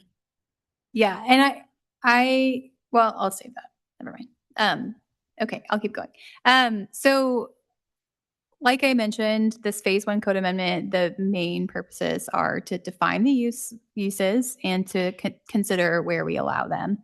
So data storage or data centers are currently addressed in the code, but they're a part of a larger use category that is called industrial services. So it's not that our code doesn't address data storage and processing at all. It does, but it's currently lumped into a larger use category that has a broader definition. So this would seek to create its own use category for data storage. And this language here is draft language for the use category. This language is actually aligns pretty closely with the Business Oregon definitions of data centers that was in the enterprise zone moratorium rules earlier this year. And that's not to say that this has anything to do with the enterprise zone. It does not, but it covers a lot of what we were hoping to in the use category. So the way that the use categories are set up, they first give characteristics of a use, they give then examples of a use, and they define accessory uses to that use, and then give exceptions if there's clarifications that we need to make. Where it might be confusing what something falls under, what use category something falls under, we can make clarifications. So this is that first part, which is the characteristics or definition of what we're talking about in the use category. We also have proposed to include examples of uses. This is not, this gets to the types of data centers. Commissioner Davis, you were talking about looking at more of like the operating characteristics, which I think this part is aiming to capture. But rather than looking at the types, the types here have not been included as definitive, but they've been included as examples of uses. So in a use category, we have examples. So for example, under like retail products and services, an example of a use would be a bank. So it doesn't say, that's not defining what retail products and services is, it's just giving examples of the types of uses we would see there. The examples of uses is not exhaustive, they're examples. And so if the way the code works, if someone feels that they are being categorized in a use category that they don't feel like captures their use, they would have to do a director's interpretation and make a case for why they would better fall into a different use.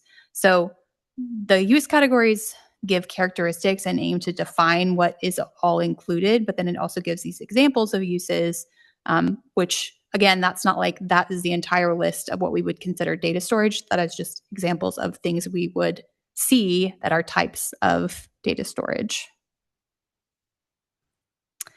And then secondly, as a part of this discussion over the past few months, energy storage and generation, kind of specifically battery energy storage systems have come into the conversation. So the code does not specifically define energy storage and generation today. It broadly falls under utility facilities, which is a pretty broad use category in the code, and a lot of things fall under utility facilities. So this would aim to further define that and create its own use category so that in the future, if we want to have standards, development and design standards specific to these uses, it would be easier to apply them because it wouldn't apply to the entire utility facility category or the entire industrial services category. They would just apply to these specific uses. So again, this gives examples of uses. This is not exhaustive. And obviously a lot more things fall under energy storage and generation than do data storage. May I make a comment? Sure. I am not sure exactly which law it is, but there's some state law around energy storage that passed either this year, might have been this year or last year. I just want to just put that in your purview in case that ends up, just to include that in the research, because it has something to do with energy storage, and I'm thinking they tried to localize it, something, but there's some state policy. Yeah, I think there's been numerous pieces of legislation around energy storage, and I didn't put the full draft of the use category language on here, but one thing in talking about those like clarifications or exceptions in this use category is further defining, for example, what we mean and how we're addressing things like emergency power generation, or if you have energy storage and generation that's accessory to your house, like you have solar panels on your roof, they would not fall under this use category. Those are accessory to residential use if it's on a house, or whatever other use if it's on a building. So those clarifications will be in there to really clarify that that's not what we mean by this, so that we're not having unintentional impacts on facilities that we're trying to encourage, such as like battery storage or power generation, from a sustainability standpoint, like at residences. So that's part of creating these use categories, is trying to make it incredibly clear what does fall under this, but also making it clear if there's something that sounds pretty similar and, we don't want it to be misconstrued and fall under this use category by default. Okay, so where are data centers currently allowed? Data centers are currently allowed in all of our industrial zones. I've listed them all on the screen here, and I put underneath each of those the purpose for each of these zones. Some of the industrial zones we have are pretty specialized. We have some more broad and general industrial zones, like IG, industrial general. That was kind of our original industrial zone. As we've gone along, we've added other more specialized industrial zones, such as like the station community industrial zones, for example. Those are within approximate locations to the light rail stations. We have Industrial Park, which was a kind of secondary, newer industrial zone than industrial general. And then kind of the newest industrial zone that we have is the industrial sanctuary zone. And that zone is what is applied to any land that's brought in our North Hillsboro industrial area that's annexed to the city. That zone is currently the zone that would be applied to those properties. There's a couple of zones on here. The Chute Special Industrial District. There's a typo. The ESID Evergreen Special Industrial District and Helvetia Special Industrial District that were, again, really specialized to particular urban growth boundary expansions that have occurred. And we created zoning to match up with those urban growth boundary expansions. We no longer apply those three zones to properties today. There are properties in the city that have those zones applied already, except for the Evergreen Special Industrial District. That doesn't exist anywhere in the city. So that zone's kind of a legacy zone in the code. The Chute Special Industrial District only applies on the Genentech properties. And then Helvetia Special Industrial District is applied to a couple of properties north of 26 currently. And then besides industrial zones, data centers are currently allowed in the commercial general zone, so one of our commercial zones, and then 3 of our urban center zones. The urban center zones are located in Amber Glen for the most part, and they, if you remember, back in December of 2025, we had one additional urban center zone, UCMU, that we did a select code amendment on to correct an error to prohibit data centers in that zone. So there were 4, now there's 3. So that is where they are currently allowed as a primary use. And the code, based on that code feedback that we got to look at prohibiting them in certain zones and adding additional limitations in certain zones, this is the current proposal. And so essentially all of the industrial zones except IP and IS is what we are proposing to prohibit data centers as a primary use in, the one commercial zone, and then the 3 urban center zones. And then in addition to that, looking at creating acreage limitations for data centers as a primary use in the IP industrial park zone and the IS industrial sanctuary zones. Currently today, the only zones that we have data centers in are IP and IS. We do not have any data centers in permitting, in process, anything, constructed, anything in any of those zones on the left column. We do have one in the UCMU, which isn't listed there because it's not allowed anymore.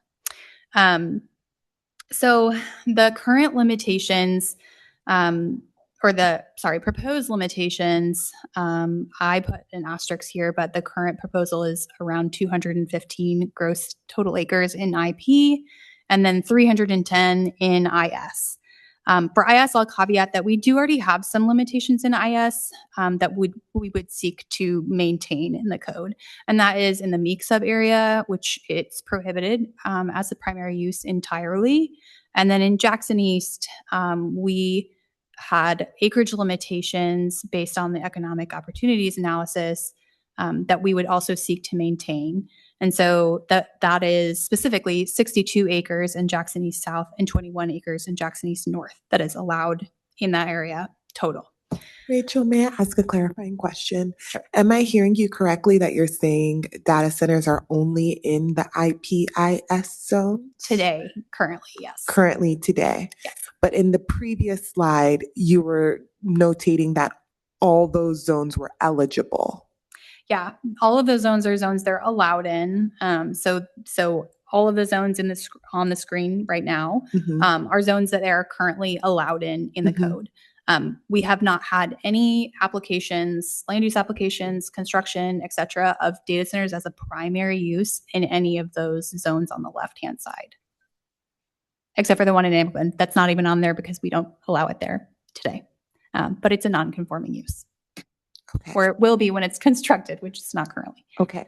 In alignment with Commissioner Grillo's ask that we are educating the community and bringing them along, is a visual that shows what was previously allowable in comparison to what the work that you all are doing with the amendment, would that visual help the community understand more about the work that staff is doing? Do you mean like a map? Yes. So, yes, I could make a map that shows where they are allowed today. It's hard to make one of where we're proposing to allow them because if I were to show the entirety of the IP and IS zone, it would look like we're proposing they be allowed in a lot more acreage than they are going to be, because both of those zones have a lot more acreage than where we would be seeking to limit them in. So it's hard to graphically show that limitation on a map, but I can certainly show on a map where all of those zones are located and what that looks like today. It just would be hard to show graphically what we're proposing with the limitations. I definitely trust your expertise. If you feel like I'm just from the education standpoint, I wonder if the community would understand a visual more than. Yeah. Yep. I will think on how to. This is a very text heavy presentation. Unfortunately, it's like hard to make development code interesting. But sorry.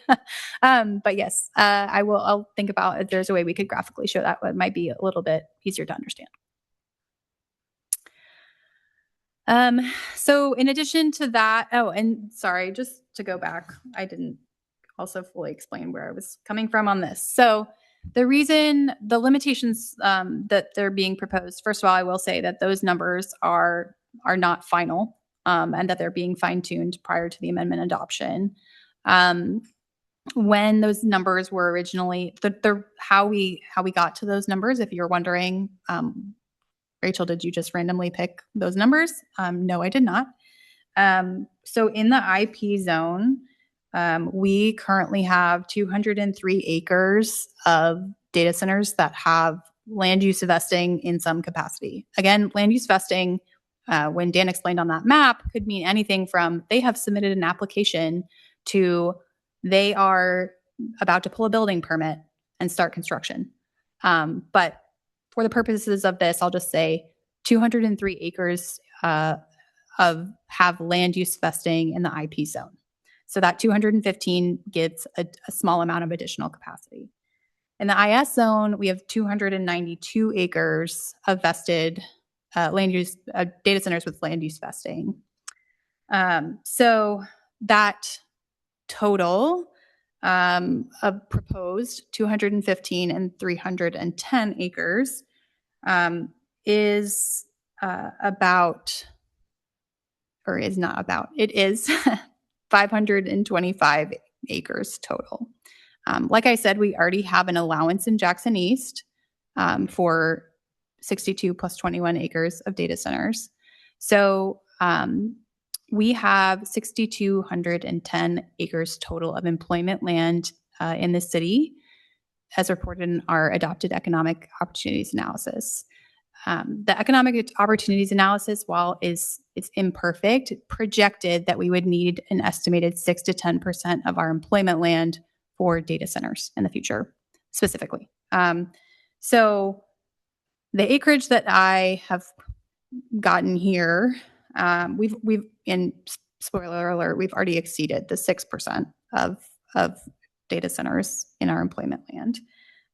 But the acreage that was being proposed here, plus the acreage we already allow in Jackson East, gets us to about 10% of our employment land. So we're still within the projected capacity that we projected in our economic opportunities analysis.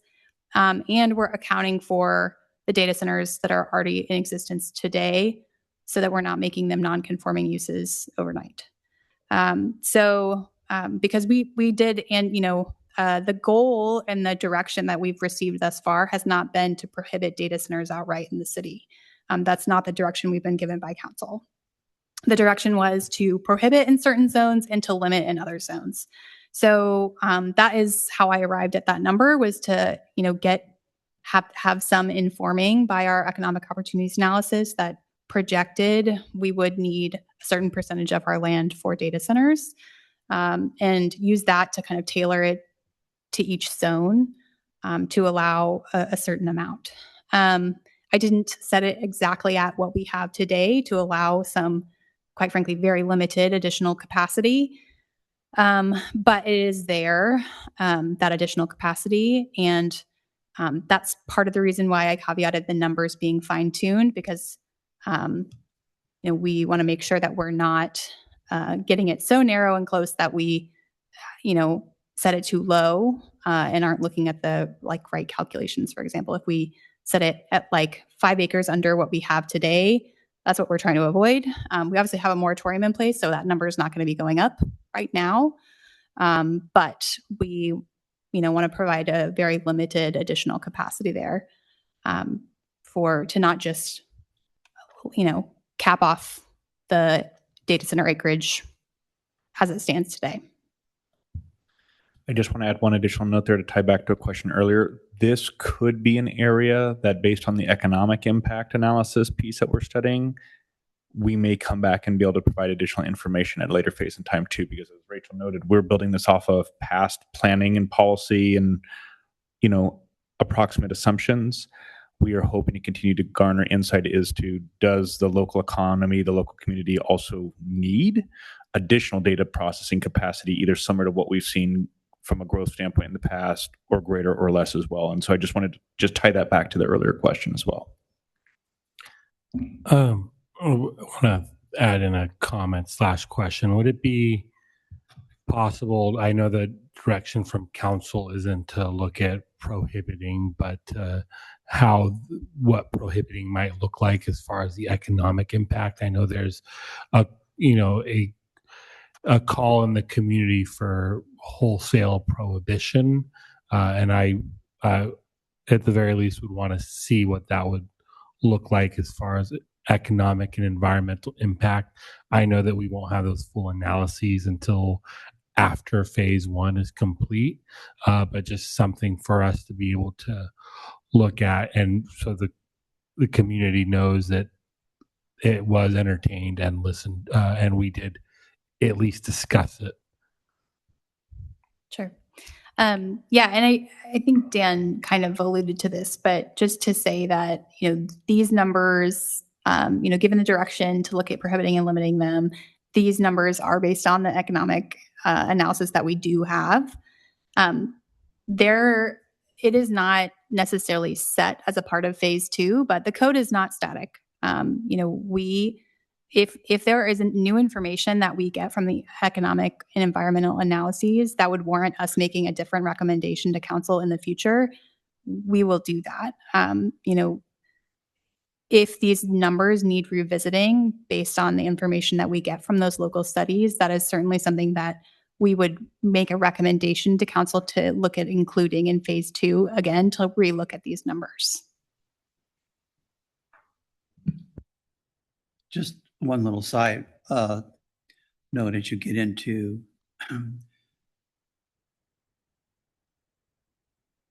looking specifically at the city of Hillsboro and the work that's been done.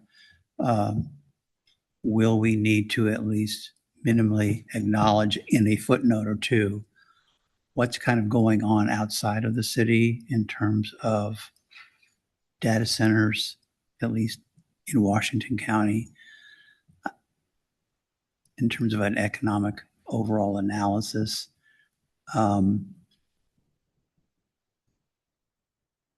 It's kind of a question. I mean, So are you asking about like the scope of the economic analysis and whether it'll look at kind of neighboring jurisdictions? Well, I'm not advocating that we look other than just acknowledge what else is going on in Washington County, just so that we have a fuller understanding. It's easy for us to get locked into to the city of Hillsboro, but economic development doesn't abide by corporate limits all that well. So I'm just saying we need to kind of give people a little bit more information of what's kind of going on the outside that may or may not persuade the council or the staff that we can do something or come back. I'm just saying it's a fact. And I'm just concerned that economic development doesn't begin and end at the corporate limits here. And I think people just need to be educated about that. That's all I'm saying. Yeah, to make sure, thank you for the comment, Commissioner Grillo. I think to make sure we capture the essence of it, we do anticipate in the background section of the staff report putting in, much like some of the research that we'll be bringing forward to inform the policy recommendations and language that comes to you, a sense of some of those other background efforts that are going on. So, for example, Governor Kotek earlier this year had directed the formation of the Data Center Advisory Council. They are concluding their work in the not too distant future. We will make note of that and may reference some of that. We will continue tracking, as you saw on the work plan chart, any potential state level legislation that could also start early in 27 and how that would potentially affect or inform this.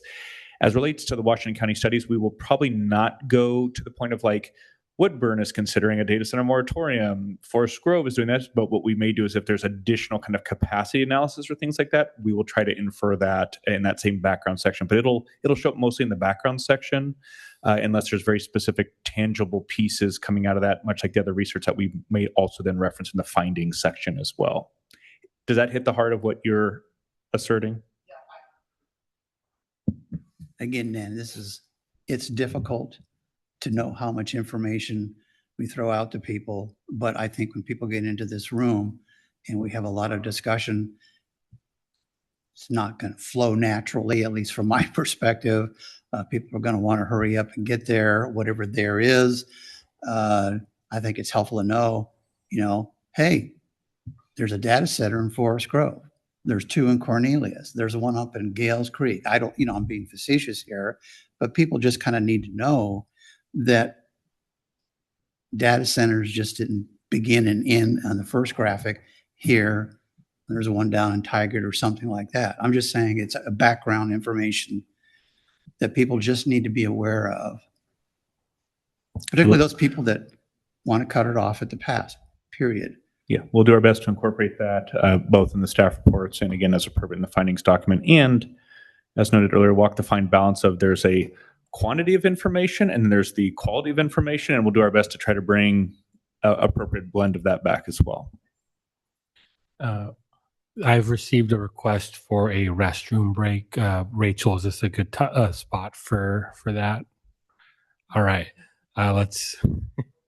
I don't want to interrupt your flow too much. I know we do that a lot, but let's take a 5-minute break and then reconvene for the rest. Folks, all right, we are back. Thank you for that. We are back. Rachel, to you. Okay, and just as a content check, we have about 6 more slides left. So just for where we are.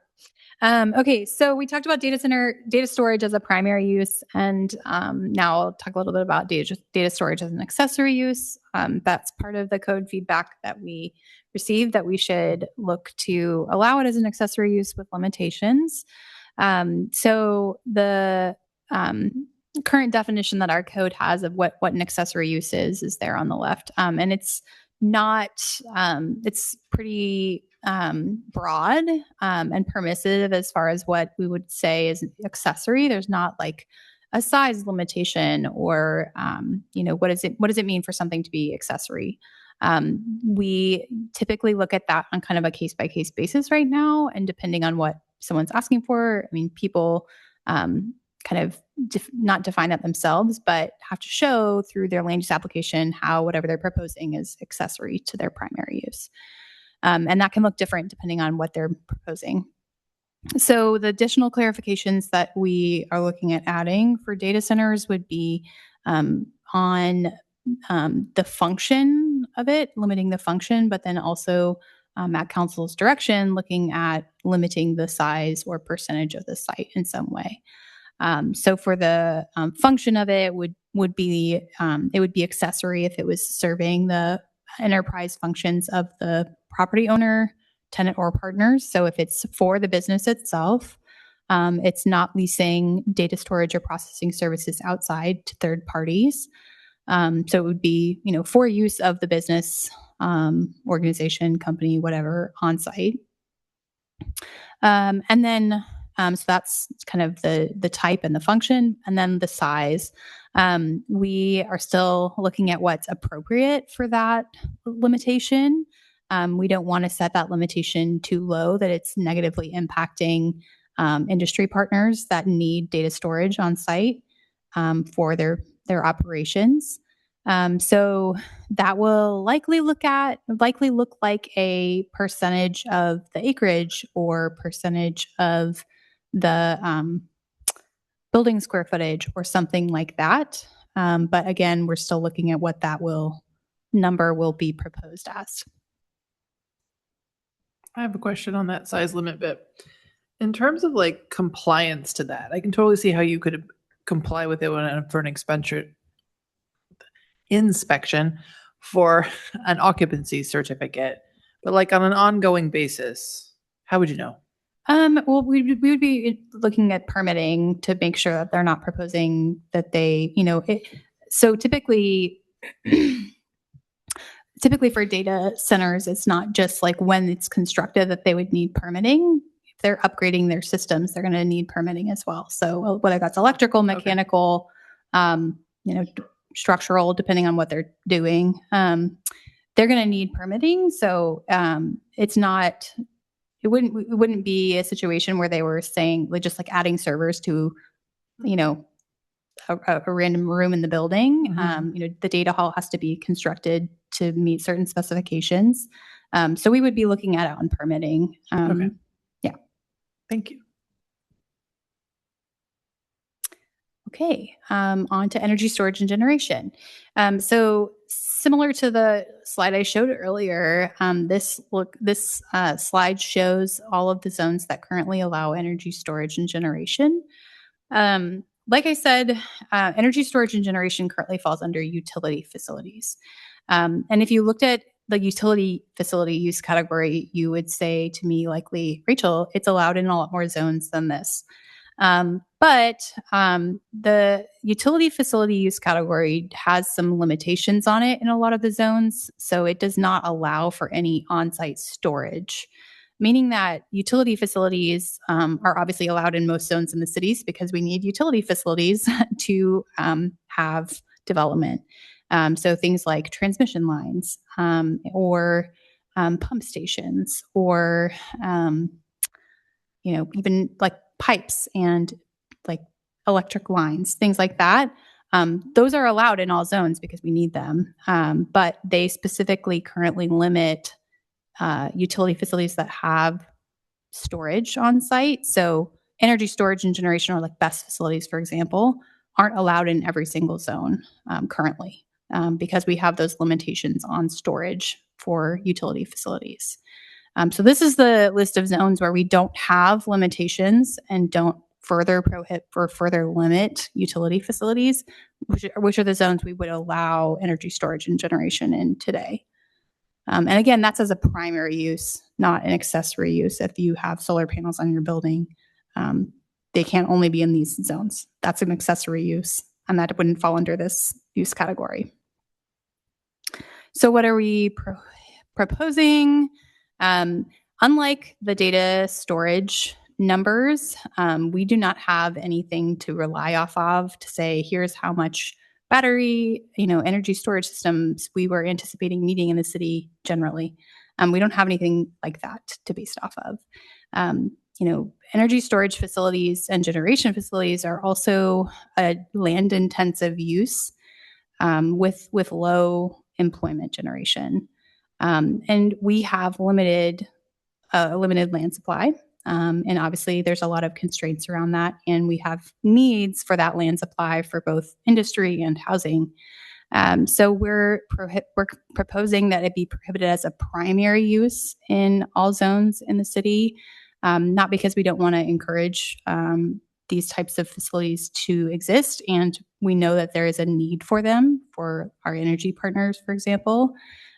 But we feel like we want them to be appropriately located either as an accessory use and co-located with other utility facilities or as a primary use outside of the urban growth boundary in a place where the land isn't as constrained.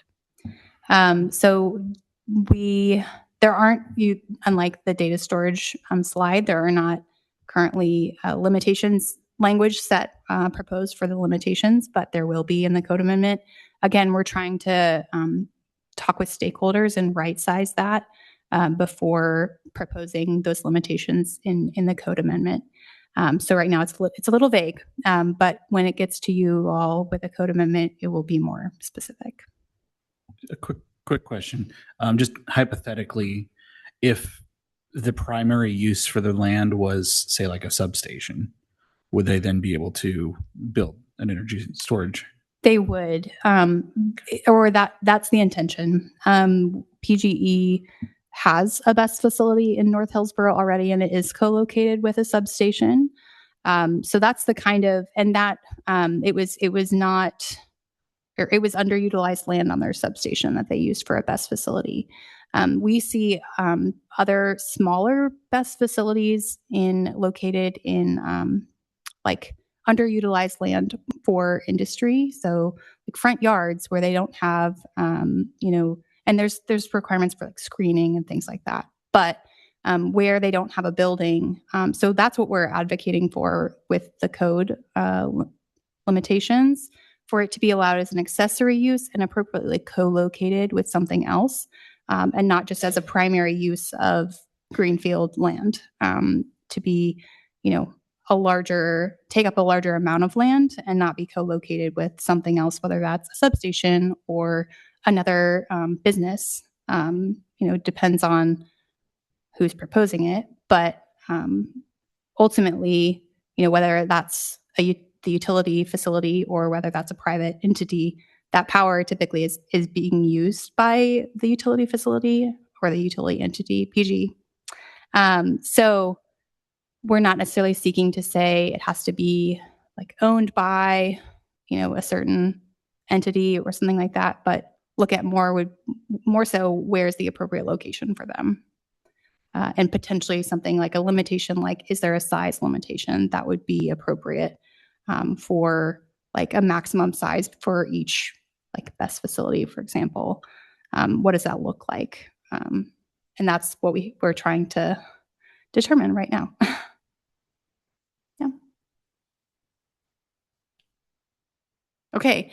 So lastly, we're done with the code amendment pieces. Just a little bit about the schedule. So the City Council had a work session on the code concepts in July. The public notice has gone out. The public notice for this code amendment included what's called a Measure 56 notice, which means that specific language was included, letting property owners know that this code amendment will affect the uses of their property and could affect the value. The Planning Commission work session is obviously happening right now.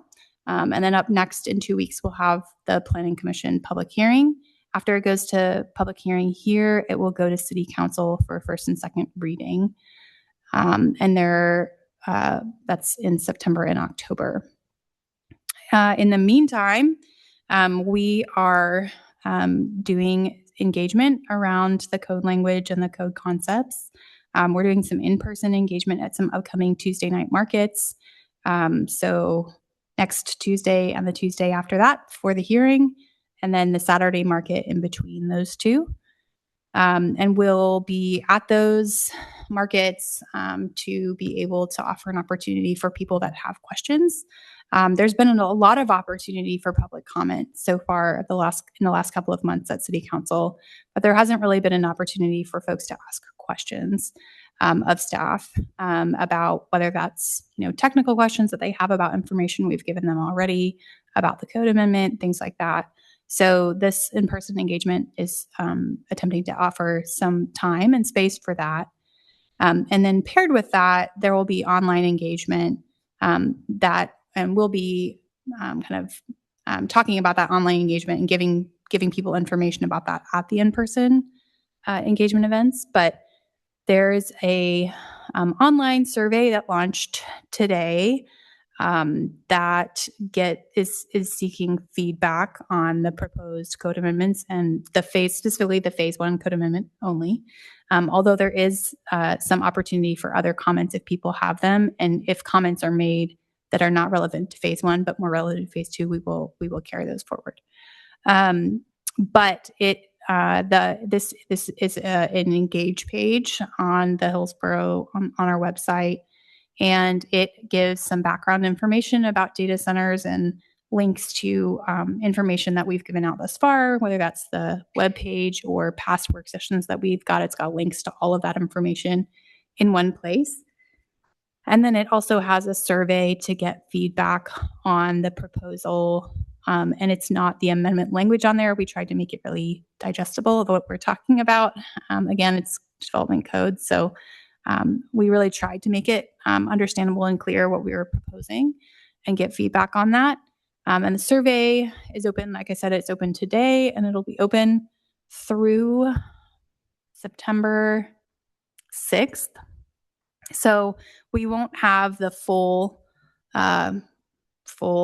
amount of responses from this engagement by the public hearing, but we will get kind of an initial capture of the engagement that we've had thus far at the hearing. I will give you kind of a report out on that. And then we'll continue taking feedback through the City Council meetings, and we'll give Council, again, a kind of second update on the feedback that we received to that date. I have one thing to say. I had to think about my thought process about the energy storage bit. Yeah. And the thing I think I want to comment on is the idea that you don't want to use land for energy storage within the city. You want to use it for other things. energy storage is often used to make it possible to not have to invest in larger infrastructure. And the closer you can get it to the place where it's being utilized for those grid benefits, the less infrastructure you end up having to build.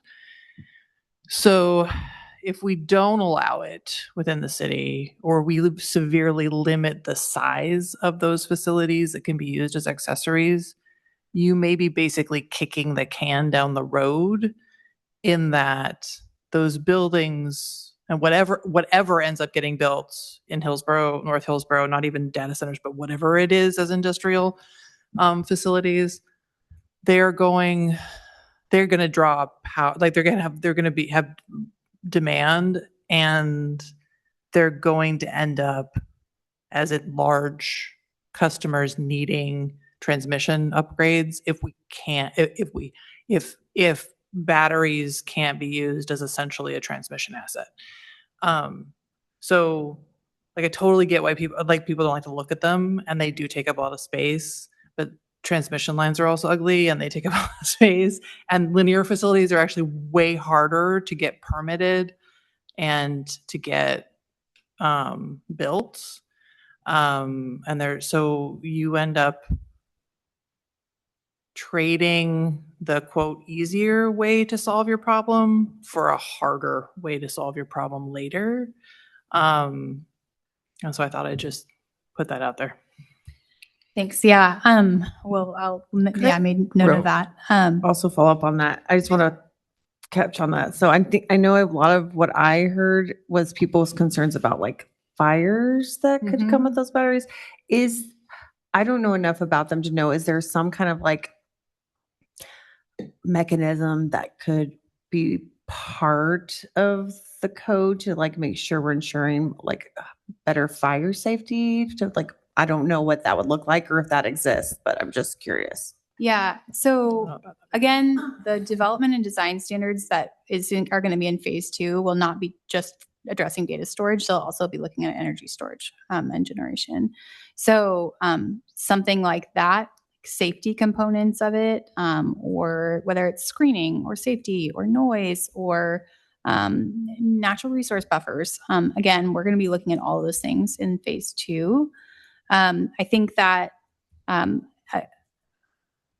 again, back to Commissioner Thrall-Nash's comment about overly limiting them and causing a negative impact that we're not intending.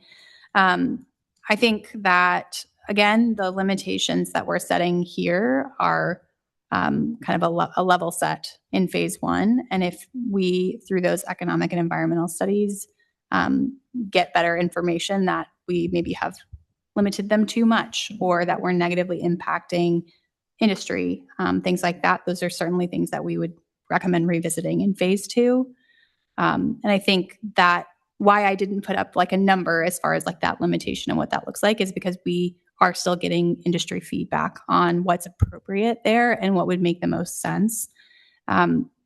We don't have the technical expertise to know what like size best facility is appropriate to say. If we were going to say, oh, it's going to be limited to 10 acres per site or 5 acres or whatever it is, we're leaning on industry partners and stakeholders to help us with that technical feedback.